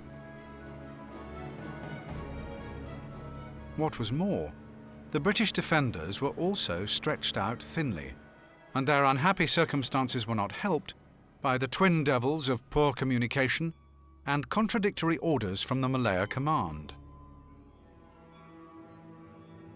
As a consequence, Gong Kedah, Kuala Trengganu, and Kuala Dungun all fell to the Japanese between the 8th and the 30th of December, and by New Year's Day, the vital town of Quantong, with its huge airfield, was also in Japanese hands. Expelled from Quantong, the 9th Division faced a long forced march to Jerantut, in the middle of the country to the north of Kuala Lumpur, where they hoped to link up with the British forces currently fighting on the west coast. With the fall of Quantong, the Japanese had captured more than half of Malaya in less than 1 month.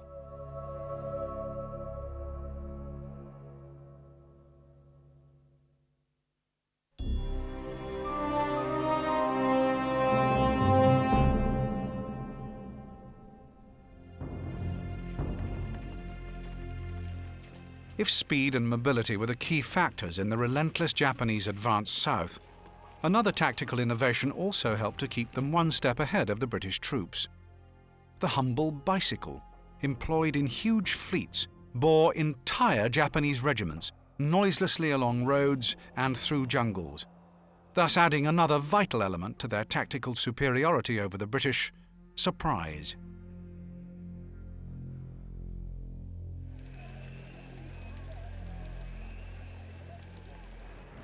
As the British withdrew from defensive position to defensive position, there was simply no time to prepare for the relentless Japanese attacks.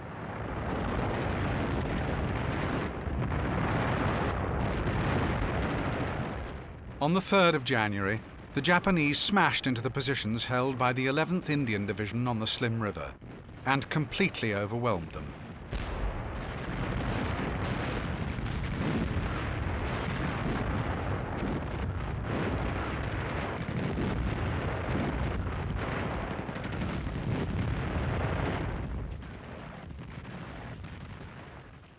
Nothing could now prevent the Japanese from capturing the Malayan capital of Kuala Lumpur. A dilemma now faced Percival and his fellow commanders. Should an attempt be made to halt the Japanese advance in the streets of the capital, or should a further withdrawal be made to Gemas, where the converging roads and narrowing countryside might offer a better chance of success? It was quickly decided that a stand at Gemas, in the Johor region of southern Malaya, would give the increasingly tired and dispirited British and Empire troops their best opportunity to stop the Japanese. Kuala Lumpur was abandoned.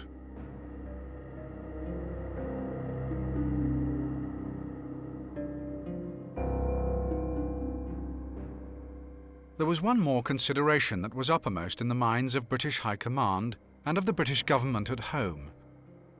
With every yard of ground gained by the Japanese, with every village or town taken, Singapore itself came under increasing threat.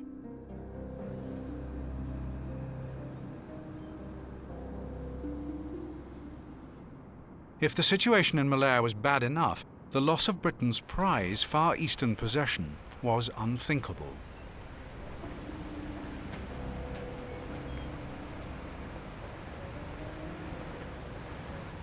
Try as they might, however, the troops at Gemas could not halt the Japanese.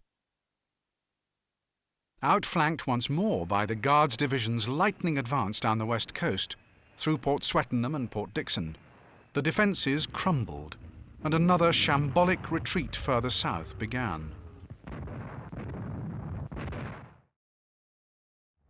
On the 16th of January, the remnants of the 11th Indian Division and the Australian 8th Division, under the command of General Gordon Bennett, made a spirited stand at the River Muar, where a final desperate attempt was made to dig in. Once more, the tanks rolled in and the artillery shells rained down, and the defenders were forced to break and retreat.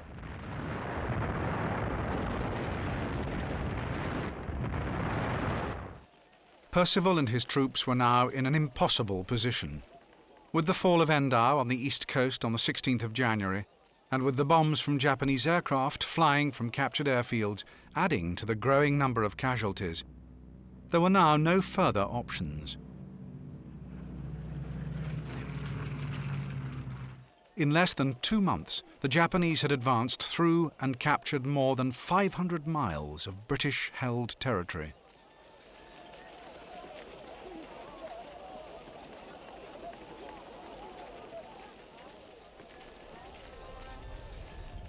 With a heavy heart, Percival issued the order on the 25th of January to abandon Malaya and for a general retreat across the Johor Strait to the island of Singapore.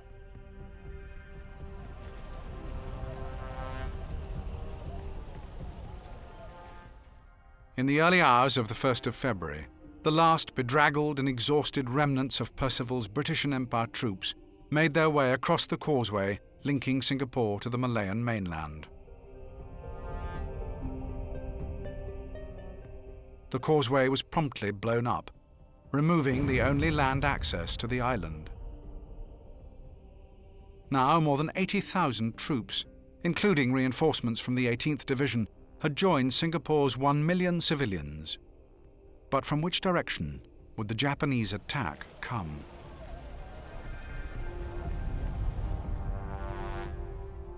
In an attempt to cover as many eventualities as possible, Percival decided to organize the defense of the island into 3 sectors. The northern area, which covered Singapore's northeast coast, was the area that Percival deemed most likely to face the main Japanese attack, and the fresh troops of the 18th Division were sent there to join the 11th Indian Division, the 8th Indian Brigade, and the 29th Australian Brigade. The western area, on the west coast of the island, was entrusted to the Australian 8th Division, together with the 44th Indian Brigade, and the southern area, which covered Singapore City, was given to the 1st and 2nd Malaya Brigades.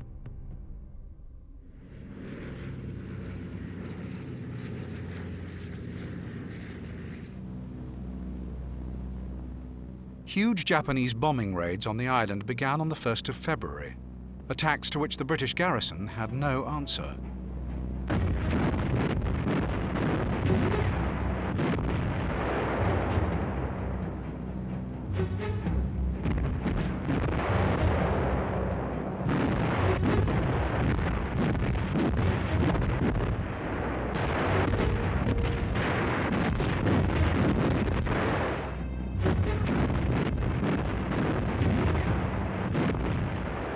On the evening of the 7th of February, after nearly a week of waiting, the Guards Division made an attack across the Johor Strait towards the base at Changi. It was, however, a feint, a diversionary assault that drew British attention from the main attack that was made in the western sector the following night. The fighting here was desperate. Burning oil was floated down the Johor Strait by the British forces as the Japanese made their crossing, causing many casualties. Eventually, more than 10,000 Japanese troops fought their way into Singapore that night.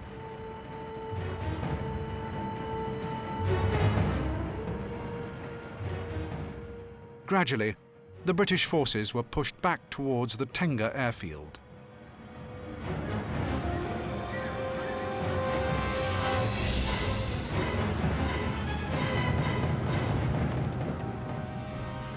On the 9th of February, Japanese soldiers of the Guards Division attacked the western sector near Kranji, pushing the 29th Australian Brigade back from the area around the causeway. By the 11th of February, the important village of Bukit Timah was in Japanese hands, giving them effective control of the west side of the island. Crucially, they had also captured the all-important reservoirs in the middle of the island, its only source of fresh water. Having abandoned the naval base to the east of the causeway, the 11th Indian Division, 8th Indian Brigade, and British 18th Division also began to retreat towards Singapore City. With each passing hour, the Japanese noose was tightening, and so Lieutenant General Yamashita contacted Lieutenant General Percival to demand the surrender of the garrison. Percival refused. It was a futile gesture that may have cost many lives.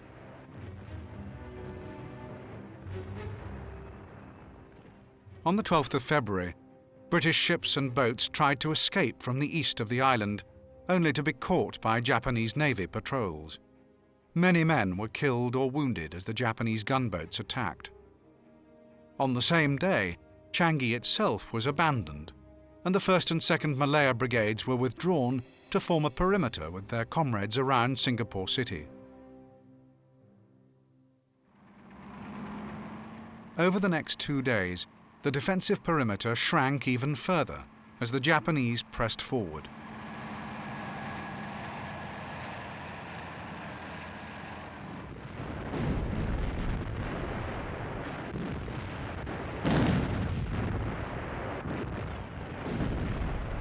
on the morning of the 15th of February, a tired Percival finally called a conference with his commanders. There were few options left for the British forces now. A counterattack was briefly discussed, but rejected. What had changed to offer the prospect of its success? There were still 1 million civilians on the island, and some 130,000 troops. Supplies were dangerously low, and best estimates put the remaining fresh water at enough for only 1 more day. A protracted siege was therefore out of the question. Percival concluded that there was no alternative. He surrendered Singapore to Yamashita during the evening of the 15th of February.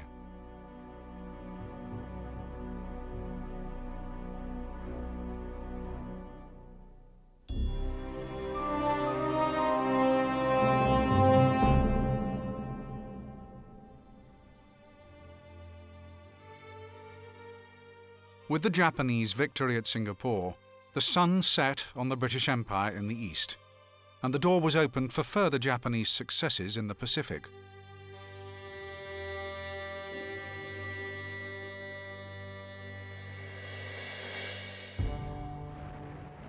Within a few weeks, the Dutch East Indies had collapsed, and Burma had been overrun, as the Japanese swept on to the Indian frontier.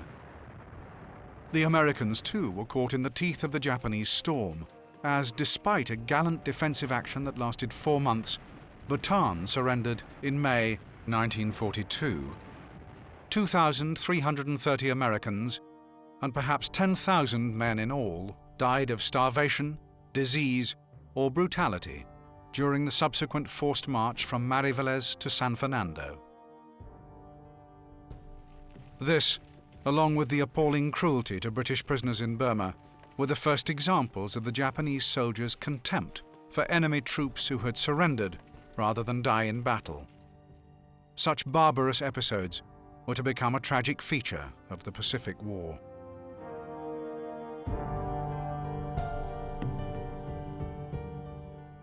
On Singapore itself, 130,000 British and Empire troops passed into a harsh captivity that would last for 3.5 years. 8,500 men had been killed during the Japanese campaign.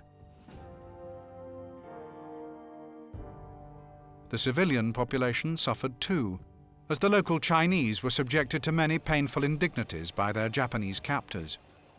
There was nothing anyone could do, for now the initiative and the momentum was firmly with Japan.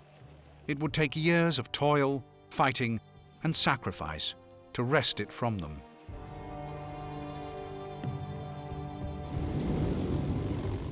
Back in Britain, hands were wrung and indignant questions were asked.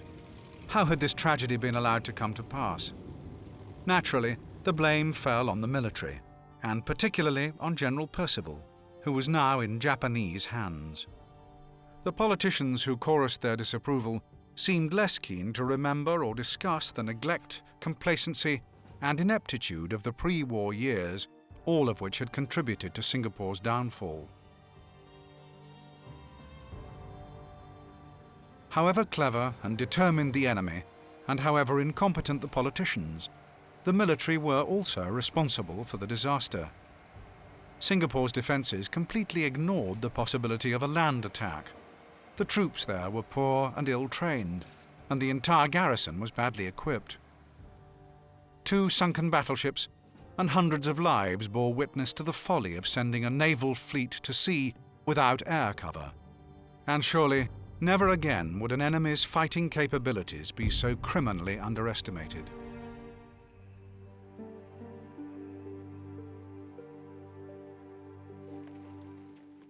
Those men who had orchestrated the extraordinary events in Malaya and Singapore were to experience mixed fortunes during the remainder of the war.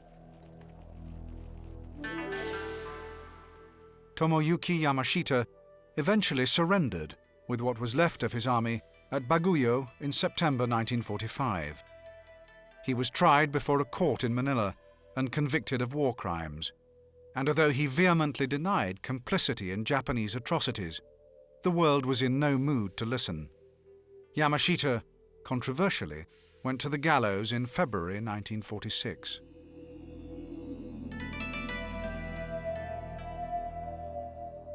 Arthur Percival, upon whose shoulders so much blame fell after the Malayan and Singapore debacle, survived Japanese captivity, and in a final sweet irony, was present at the eventual Japanese surrender in Tokyo Bay in 1945. He died in 1946.